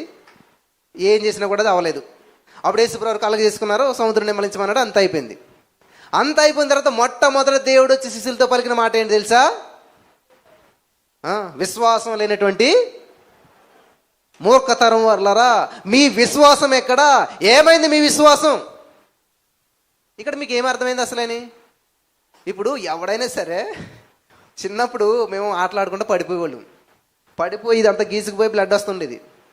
మరి అప్పుడు ఏం చేయాలి? తల్లిదండ్రులు వచ్చి అయ్యో దెబ్బ తగిలిందని చెప్పి దానికి ఏదన్నా కట్టాలి కదా. అది కాదు మాకు జరిగేది. ఎరా నువ్వు ఎందుకని వచ్చి నువ్వు పడిపోయావు అని చెప్పేసేసి దెబ్బ మీద దెబ్బ కొట్టేవారు అనమాట. అలాగే ఇక్కడ దేవుడు ఏం చేస్తున్నాడు?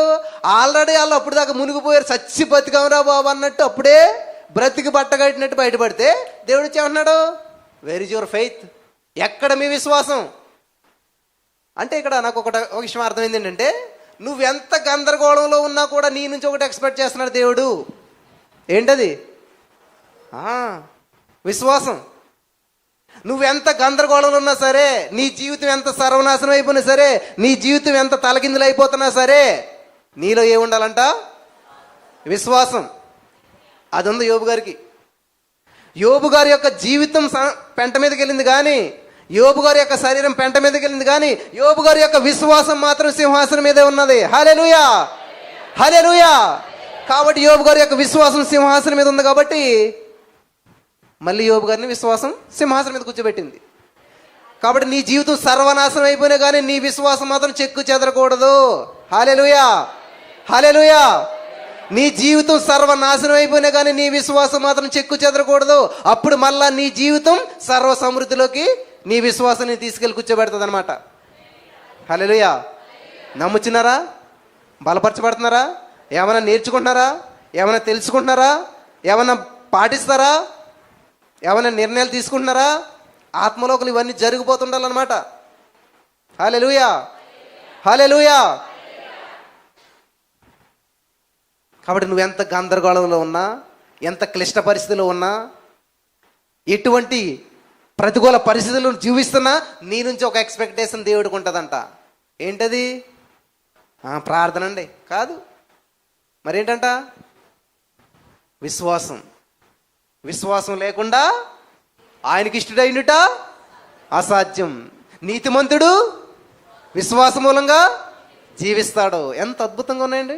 విశ్వాసం గలవాడు కలవరపడ్డు. యెషయా గ్రంథంలో ఉంటుంది, మీరు చదువుకున్న తర్వాత మాట.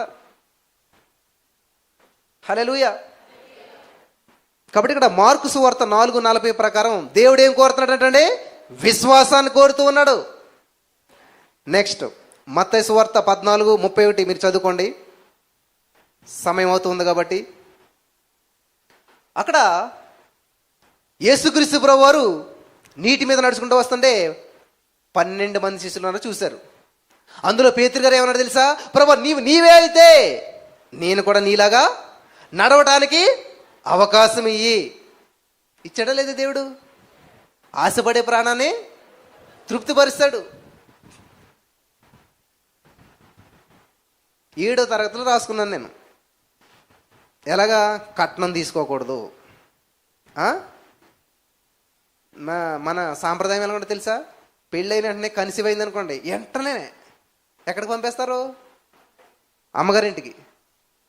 ఇంకా వాళ్ళ పాపం వాళ్ళు ఉన్నా తిన్నా లేకపోయినా వాళ్ళ పరిస్థితి ఎలాగున్నా సరే మళ్ళీ డెలివరీ అయ్యి పిల్లడు పుట్టాక మామూలుగా పంపకూడదు. మళ్ళీని సారంట. ఏంటి? కూర్చోటకు పీట, కూర్చోటకు కుర్చీ, నడిపోటకు బండి, బట్టలు ఎట్టుకోటకు బీరువా, A to Z అన్ని అలిస్తే అది లైఫ్. నాకు ఇది నచ్చలేదన్నమాట. ఇది కరెక్ట్ కాదు. ఏదో నాకు ఎలాగనిపించిందంటే అడుక్కునేవాడికి భిక్షం వేసినట్టు అనిపించింది అనమాట. మీరు తీసుకుంటే నాకు అనవసరం, కానీ నేను తీసుకోలేదు కాబట్టి నేను ధైర్యంగా చెప్తున్నాను, దేవుని బలిపేట మీద చెప్తున్నాను. ₹1 కట్నం తీసుకోలేదు నేను. 7వ తరగతిలో ఏదైతే రాసుకున్నానో అది నా జీవితంలో దేవుడు నెరవేర్చాడు. హల్లెలూయా, హల్లెలూయా. నా 2 పిల్లలకు కూడా నేనే దగ్గరుండి చూసుకున్నాను తప్ప మా అత్తవారి ఇంటికి పంపించేసి మీరు చూసుకోండి, కావాలంటే వాళ్ళ అమ్మనే ఇక్కడ రప్పించాను, ఇక్కడే ఉండమన్నాను, వాళ్ళు కూడా నేనేమి ఇబ్బంది పెట్టలేదు అని నేనే చూసుకున్నాను. ఇవి నేను ఎందుకు చెప్తున్నానంటే ఎలా జరిగినాయి అన్నీ మీరు నమ్మరు. కరోనా 2020లో నా కూతురు పుట్టింది, సెల్వి క్యారలిన్. క్యారలిన్ అంటే తెలుసు కదా, క్యారల్స్ పాడతాం మన క్రిస్మస్లోను. అదేమో కరోనా అయితే నేను క్యారలిన్ పెట్టాను పేరు. ఏంటండి, సంతోషంగా పాటలు పాడుకోవటం అనమాట టైం అది. అందరూనేమో విచారంతో ఏడుపు రోదన, నేనేమో అందరూ మాస్కులు వేసుకుని శానిటైజర్లు కొట్టుకుని అస్సలు ఎవ్వరు ముట్టుకోకుండా ఇలాగ దూరంగా వెళ్తూ ఉన్నారనమాట. అటువంటి పరిస్థితుల్లో నేను, నా పెద్ద కూతురు, నా భార్యలు హాస్పిటల్కి, అంతే, ఎవరు లేరు. వింటున్నారా?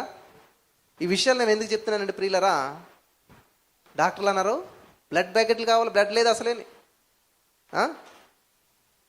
నేను అన్నాను మీరు చేయండి ఆపరేషన్ అన్నాను. ఏం అవసరం లేదు మీరు చేయండి అన్నాను. మేము డాక్టర్లమా, మాకు తెలుసా మీకు తెలుసా అన్నారు. మీరు డాక్టర్లు, మీరు వైద్యులు. పరమ వైద్యుడు ఒక ఆయన ఉన్నాడు, ఆయన అన్ని సప్లై చేస్తాడు. హల్లెలూయా. దీన్ని ఏమంటారు? మొండి విశ్వాసం అంటారా, బండ విశ్వాసం అంటారా, ఏదో పేరు పెట్టుకోండి.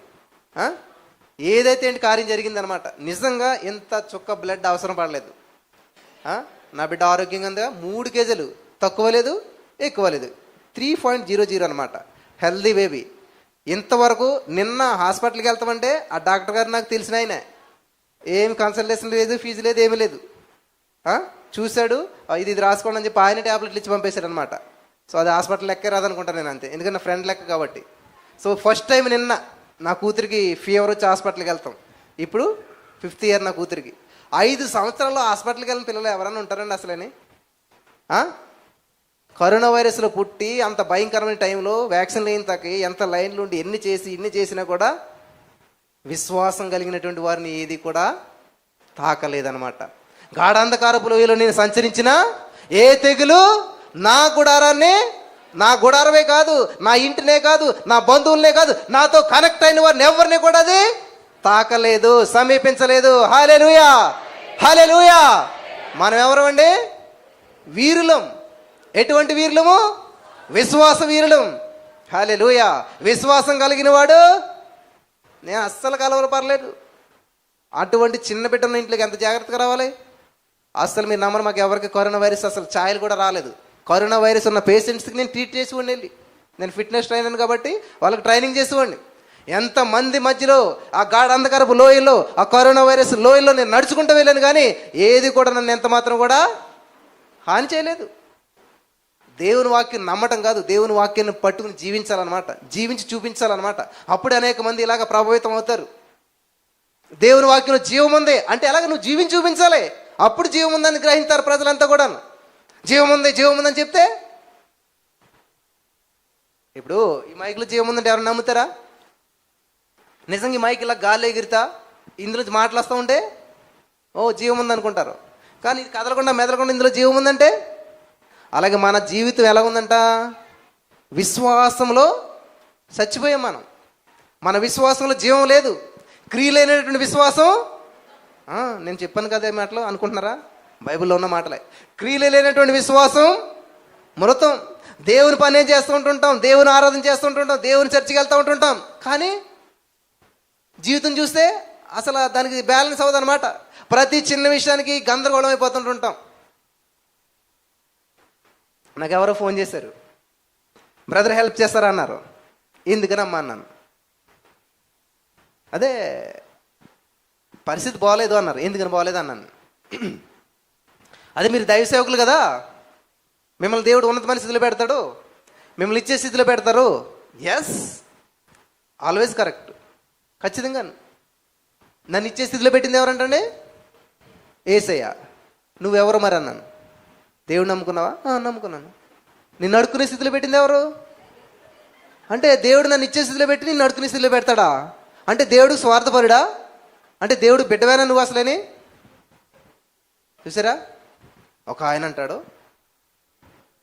మీ ఆస్తి బీదలకు అమ్మేమని ఉన్నది కదా, కాబట్టి మీకున్న అన్ని అమ్మేసి ఎవరికి ఇవ్వాలంట? ఆయనకి ఇచ్చేసేయాలంట. యేసుప్రభువు మాట చెప్పాడు, ఏమని? నేను బీదలకు ఏంటండి చెప్పాలి, సువార్త ప్రకటించవలసిన బాధ్యత భారం ఉందని చెప్పి అంటున్నాడు యేసుప్రభువు. మరి బీదలకు భూములు పంచి పెడతాను, బీదలకు డబ్బులు ఇస్తానని చెప్పలేదు కదా యేసుప్రభువు. అర్థమవుతుందా? ఏం కావాలంటే బీదలకి సువార్త పంచిపెట్టాలి. అంటే ఇప్పుడు ఎవరు బీదలో? సువార్త తెలియనటువంటి వారు, దేవుని వాక్యం తెలియనటువంటి వారు. ఇప్పుడు ఆ వ్యక్తి ఏమన్నాడు? మీ ఆస్తి నమ్మి. మరి ఆ వ్యక్తికి ఏం తెలుసు? వాక్యం తెలుసు కదా. మరి బీదోడా ఉన్నవాడా? రిచ్చే కదా. సో మీరు బీదలు కాదు, మీరు రిచ్. దేవుని వాక్యం తెలిసిన వాళ్ళు బీదలు కాదు. కాబట్టి ఈ వాక్యం మీకు వర్తించదు. వాక్యం తెలుసు మీకు, కానీ దాని ప్రకారం జీవించట్లేదు, దాన్ని అనుభవించట్లేదు. హల్లెలూయా, హల్లెలూయా. చాలామంది చాలా తెలివితేటలు ప్రదర్శించి వాక్యం తెలుసని, అది తెలుసు అని చెప్పి, నీకు వాక్యం ఎంత తెలుసు అన్నది కాదు, నీ దగ్గర ఎంత ఇన్ఫర్మేషన్ ఉన్నదన్నది కాదు, నీ లైఫ్లో ఎంత ట్రాన్స్ఫర్మేషన్ ఉన్నదన్నది కావాలి. వింటున్నారా? విశ్వాసం గురించి నీ దగ్గర తెలిసి ఉండటం కాదు, యేసయ్య గురించి అందరికీ తెలుసు అంట. ఏంటండి? యేసయ్య గురించి అందరికీ తెలుసు, కానీ యేసుప్రభువు తెలియదంట. అర్థమైంది ఈ మాట? యేసుప్రభువు గొప్పోడు, మంచోడు, తిరిగి లేచాడు, ఇవన్నీ తెలుసు, కానీ యేసుప్రభువు ఎవరో తెలియదు. అంతే కదా, యూదులు అందుకే కదా సిలువేశారు. మెస్సయ్య వస్తాడు ఇవన్నీ తెలుసు, కానీ వాళ్ళకి ఆయనే మెస్సయ్య అని తెలియదు అనమాట. ఎందుకని ఈ రోజున క్రైస్తవ జీవితం ఎలా ఉన్నదంటే ఈ విధంగా ఉన్నదనమాట. సరే, పేతురు గారు ఏం చేస్తా ఉన్నాడు? ఇప్పుడు యేసుప్రభువుని చూశాడు. ప్రభు నువ్వైతే నేను ఇలా నడాలన్నాడు, అన్నాడు, ఆశపడ్డాడు, నడిపిస్తున్నాడు దేవుడు. పేతురు ఎలా నడిచాడు? ఎక్కడ నడిచాడమ్మా? నీటి మీద. నీటి మీద కాదు, దేవుని మాట మీద నడిచాడు. ఎక్కడండి? దేవుడు మాట అయిపోతే నడతాడా? నడలేడు కదా. దేవుడు మాట ఇస్తే ఆ మాట మీద విశ్వాసం ఉంచి దేవుని మాట మీద నడుచుకుంటూ వెళ్ళాడు అనమాట. తర్వాత ఏం చేశాడు? మరి మునిగిపోయాడు. ఎందుకని? దేవుడి మాటను పక్కనెట్టేసేసేసి ఇటు చూశాడు లోకం వైపు. అవిశ్వాసం వచ్చి పడింది. అవిశ్వాసం ఏం చేస్తుంది? ముంచేస్తుంది. విశ్వాసం ఏం చేస్తుంది? లేపుతుంది. నీ ప్రతి సమస్య నుంచి, ప్రతి బంధకాల నుంచి నిన్ను లేపేది ఏంటంటే విశ్వాసం. నిన్ను ముంచేది ఏంటంటే అవిశ్వాసం. హల్లెలూయా, హల్లెలూయా. సరే, పేతురు వెళ్ళాడు, సగం దూరం వెళ్ళాడు, మునిగిపోయాడు, ప్రభువు రక్షించన్నాడు, వెరీ గుడ్. ఇది కూడా వండర్ఫుల్ అనమాట. వెనక్కి తిరిగితే ఎంతమంది ఉన్నారు? ఎన్నో అడుగులేదు, కొంత దూరం వెళ్ళాడు కదా. ఎంతమంది ఉన్నారు చెప్పండి అమ్మా? శిష్యులు ఎంతమంది? అంటే ఒకటి నడుతున్నాడు, ఎంతమంది ఉన్నారు? 10 మంది ఉన్నారు. ముందు ఎంతమంది ఉన్నారు? ఒక్కడే ఉన్నాడు. 10 మంది సహాయం తీసుకుంటాడా, ఒక్కడు సహాయం తీసుకుంటాడా? ఎవడన్నాను? పక్కనున్న 10 మంది దగ్గరికి వెళ్తాడా, దూరంలో ఉన్నటువంటి ఒక్కడి దగ్గరికి వెళ్తాడా? ఇదే మాట పెద్ద పొరపాటు మనకి. ఎవరు సమీపంగా ఉన్నారా, ఎవరు పిలిస్తే పలుకుతారా చూసుకుంటాం. వెంటనే వీళ్ళని అడుగుదాం, అప్పు వాళ్ళని అడుగుదామా, వీళ్ళు సాయం చేస్తారా, వాళ్ళు సాయం చేస్తారా, అందుకని వాళ్ళు మునిగిపోతారు, ముంచేస్తారా వాళ్ళు. నిజంగా 10 మంది అయితే ఏం చేస్తారు? రే రే రే బాబు ఎవరు ముట్టుకోవద్దు, మనం కూడా ముంచిపోతాం వాడితో. ఈత రానుడి దగ్గరికి వెళ్తే నువ్వు రక్షించారని నిన్ను కూడా ముంచేస్తాడు కదా, అంతే కదా. మునిగి కూడా చేయిస్తే వీళ్ళని కూడా లాగేస్తారు కిందకి. అందుకని వీళ్ళు అడిగినా కూడా సాయం చేయకపోదురేమో. ఎప్పుడైతే ఈ వ్యక్తి దేవుని వైపు చూశాడో, ఏసయ్యా అన్నాడో, వెంటనే చేయి పట్టుకుని దేవుడు లేపాడు. వండర్. లేపిన ఆయన మరి ఏమంటున్నాడంట? చెప్పలే. తిరిగి తిరిగి ఎక్కడికి వస్తుంది అంతాను? ఏమంటున్నాడు దేవుడు వెంటనే? అరే ఎంత మాట అన్నాడండి. అస్సలు అన్నం పెట్టి ఎంత మాట అన్నారు తెలుసండి మమ్మల్ని. పెళ్ళికి పిలిచి ఎంత మాట అన్నారు తెలుసండి. ఎంత బాధపడిపోతాం కదా. మరి పేతురు ఎంత బాధపడ్డాడు నాకు తెలియదు, కానీ వెంటనే దేవుడు ఏమన్నాడు తెలుసా? అల్ప విశ్వాసి అన్నాడు. అంటే మునిగిపోతున్నా కూడా దేవుడికి ఏం కావాలంట? నువ్వు మునిగిపోతే నాకు అనవసరం. అసలు నువ్వు ఎందుకు మునిగిపోయావు తెలుసా? నీ విశ్వాసం వాతావరణం వచ్చినప్పుడు అంట పాదరసం అంట ధమాలు కిందకు పడిపోద్ది అంట. అంటే అల్పపీడనం. విన్నారా? రేడియో వినుంటే తెలుస్తుంది మీకు. బంగాళాఖాతంలో ఏర్పడ్డ వాయుగుండం తీరాన్ని తాకుతూ ఉంది. అల్పపీడనం ఏర్పడిందంట. అల్పపీడనం అంటే ఏంటి? ఆ పాదరసం మట్టం సడన్గా కింద పడిపోతుందన్నమాట. అంటే అల్పం అయిపోయింది, దాని గోపికలే కింద పడిపోయింది అనమాట. అంటే ఏంటి? బంగాళాఖాతంలో వాయుగుండం అంటే ఏంటి? వాయుగుండం అంటే ఏంటి తెలీదా? శ్వాసలు చదువుకోలేదు మీరు? బంగాళాఖాతం అంటే సముద్రం కదా. బంగాళాఖాతం అంటే నిజంగా బంగాళదుంపలు వేసి ఇలా తిప్పుతారేమో అనుకున్నాను చిన్నప్పుడు నేను.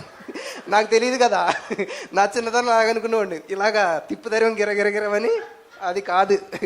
బంగాళాఖాతం అంటే అది ఒక సముద్రం పేరు అనమాట. ఆ సముద్రంలో ఏమవుతుందంటే సడన్గా అల్పపీడనం అంట. అల్పపీడనం అంటే ఏంటి? ఈ గాలి అంతా సడన్గా తేలికైపోద్ది అనమాట. ఎప్పుడైతే తేలికంది గాలి ఒకేసారి పైకి వెళ్ళిపోద్ది. ఎంత గాలి అనుకుంటున్నారు?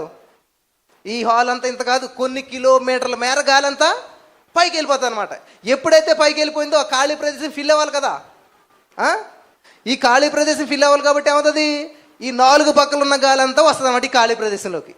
ఈ ఖాళీ ప్రదేశంలోకి 4 పక్కలు ఉన్న గాలి ఉత్తరికి ఏమవుతుంది? ఈ పక్కన కానీ ఇలాగ వస్తుంది, ఈ పక్కన కానీ ఇలాగ వస్తుంది, ఇలాగా ఇలాగా ఇలాగా. అప్పుడు ఏమవుతుంది? 4 పక్కల గాలి వచ్చి తిరగటం మొదలు పెడుతుంది అనమాట. గిర గిర గిర గిర తిరిగి ఏమి ఏర్పడ్డది?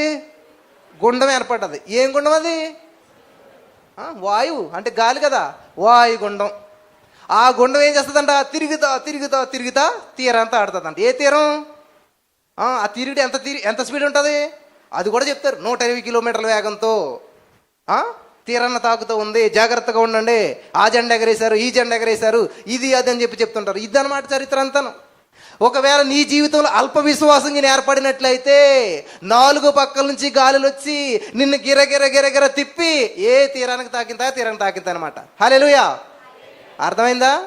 అంత ప్రభావం అల్ప విశ్వాసం వస్తే జీవితం గందరగోళం అయిపోయి గిరగిర గిరగిర తిరుగుతుంది అనమాట. అందుకని అసలు ఏం అర్థం అవ్వట్లేదు నాకు. అసలు ఏం అర్థం అవుతుంది? అల్ప విశ్వాసం వచ్చేసి 4 పక్కల నుంచి ఆర్థిక సమస్యలు, అనారోగ్య సమస్యలు, పేదరికం, ఇది ఒంటరితనం, మానసిక ఒత్తిళ్ళు, కృంగుదల, ఆయన మా భర్త, పిల్లలు, వాళ్ళు వీళ్ళందరూ వచ్చి గిరగిర గిరగిర తిప్పేస్తుంటే ఈ మైండ్ అంతా గందరగోళం అయిపోయి ఏం చేయాలో తెలియక, ఎక్కడికి వెళ్ళాలో తెలియక, అందులో షుగర్ వేస్తున్నావు, పంచదార వేస్తున్నావు తెలియకుండా అటు ఏ కాసుకొచ్చి ఇచ్చేస్తారు. నాకు ఇచ్చారు అలాగా. ఇస్తే నేను చిన్నప్పుడు మాట వేస్తే చూస్తే ఉప్పు వేసేసారు మాట దాన్ని నిండాను. అది నేను పెట్టుకున్నా తెలుస్తుంది నాకు. చెప్తే బాధపడతారేమో, ఎంత మొక్కమాటో నాకు. అలాగే మింగుకుని ఏం చేస్తున్నాను, తాగుతా ఉన్నాను అనమాట. తాగుతూ ఉంటే ఆ పక్క కొంచెం నేను ఎంత వేడిగా ఉంటే అంత స్వీట్గా తాగేస్తాను టీ. ఆయన కొంచెం చల్లారిదాకా ఆగడమాట. మన దగ్గరలాగా పెద్ద ఆయన ఇలా పెట్టి థూ అని పడేశాడు ఆయన. అరే ఏంటంటే అసలు ఏమేసావు అమ్మ ఇందులో అన్నాడు ఆయన. ఏమేసామంటే ఆమె వెళ్ళి చెక్ చేస్తే నిజంగా అందులో పంచదారకు బదులు వేసేసింది ఆవిడ. సాల్ట్ షుగర్ ఒకేలా ఉంటాయి కదా. అప్పుడు మరి ఏంట్రా మాట్లాడు అసలే నువ్వు? నిజంగా జరిగిన సంఘటన మాట. నాకు ఎంత ఒక 12-13 సంవత్సరాలు ఉంటాయి ఇప్పుడు. ఇంతకని దేవుడు ఎంత సహనం ఇచ్చాడు చూసారు నాకు. హల్లెలూయా. ఇంతవరకు మా ఆవిడని ఎప్పుడు ఉప్పు ఎక్కువైంది, కారం ఎక్కువైంది, అది ఇదని ఉండదు. కానీ నా కూతుర్లు ఇది బాగా తీసేసాయి, మాకు ఇది పంపవేంటి స్కూల్కి, తెలుస్తుందా అప్పుడు? హల్లెలూయా, హల్లెలూయా. సో కాబట్టి ఇక్కడ మన జీవితం గందరగోళం ఎందుకు అవుతుందంట? అల్ప విశ్వాసం వచ్చినట్లయితే అనేకమైన సంగతులు వచ్చి మనల్ని ఏలుబడి చేసేస్తాయి. పేతురు మునిగిపోతుంటే దేవుడు వచ్చి ఏమంటున్నాడటండి? అల్ప విశ్వాసి. ఎంత పెద్ద బిరుదు ఇచ్చాడండి అసలని. కానీ ఇంకొక విషయాన్ని మీకు ముందుకు చూపిస్తాను నేను. లూకాసు వార్త 7వ అధ్యాయం 9వ వచనం. తొందరగా చదవాలి. హల్లెలూయా. లూకాసు వార్త. యేసు ఈ మాటలు విని చెప్పాలమ్మా.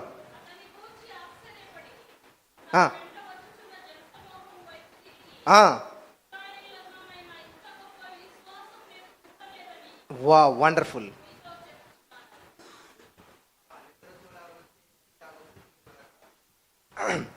చూడండి, ఇక్కడ యేసుక్రీస్తు ప్రభు వారిని అంట ఒక వ్యక్తి ఆశ్చర్యపరిచాడంట.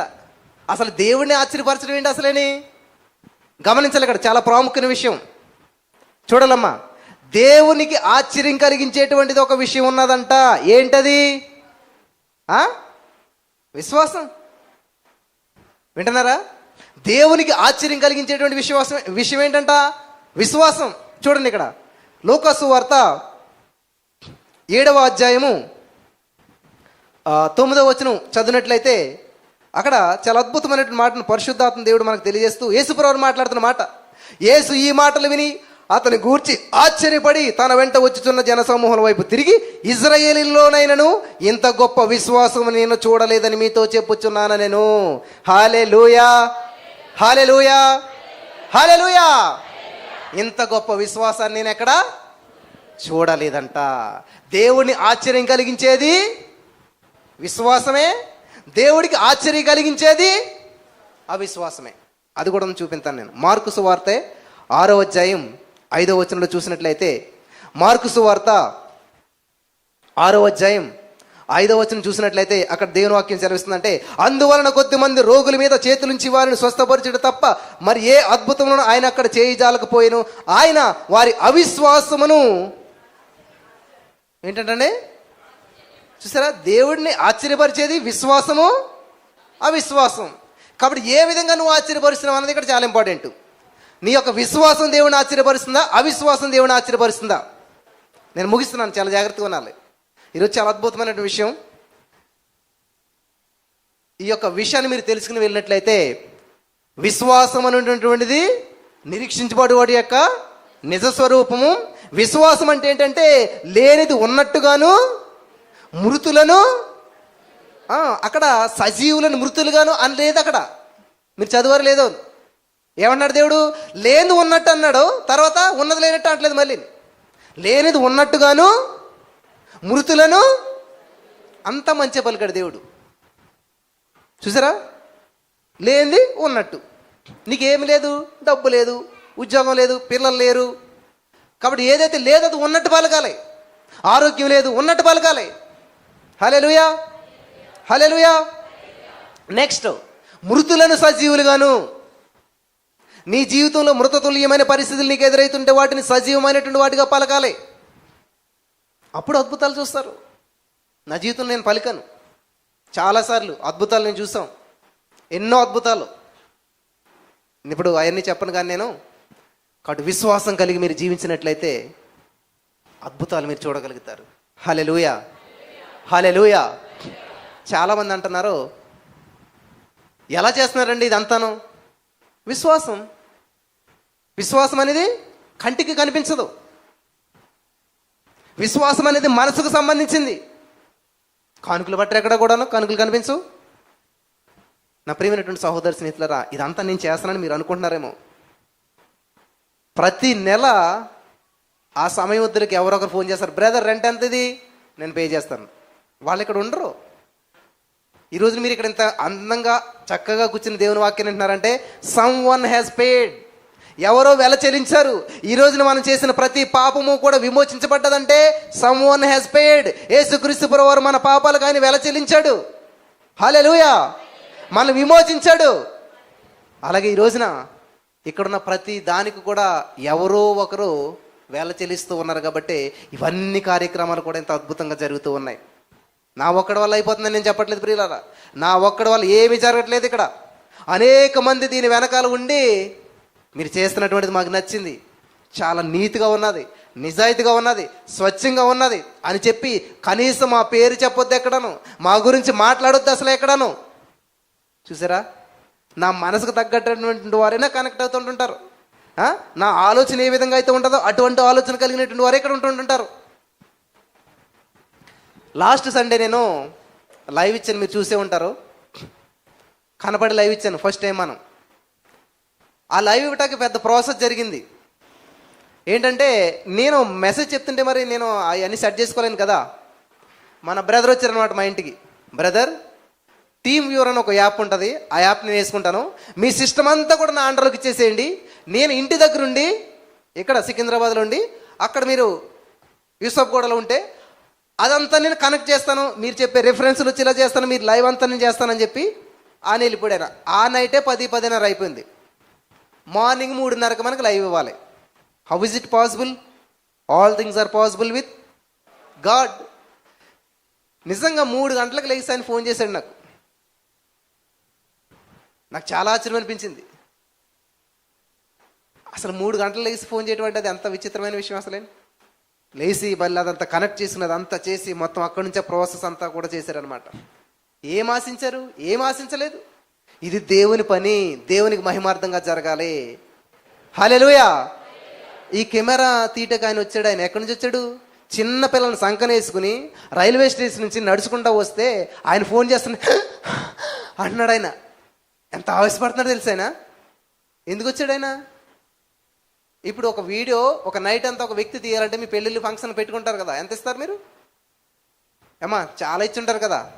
కర్నూలు నుంచి వచ్చాడు ఆయన, భార్య బిడ్డలు తీసుకుని వచ్చాడు. కనీసం దారి ఛార్జీలకు డబ్బులు ఇస్తుంది తెచ్చుకోవట్లేదు ఆయన. నేను ఎందుకు చెప్తున్నానంటే ప్రియులరా, 23 కీర్తన 6వ వచనం ఏంటంటే కృపాక్షేమంలో నన్ను వెంబడిస్తాయి. హల్లెలూయా. నువ్వు నిజంగా దేవుని వెంబడించినట్లయితే, నువ్వు నిజంగా దేవుని పట్ల ఆసక్తి కలిగి ఉన్నట్లయితే, నువ్వు చేసే పని దేవునికి ప్రీతికరంగా ఉన్నట్లయితే, ఒకని ప్రవర్తన యెహోవాకు ప్రీతికరమైనప్పుడు శత్రువుని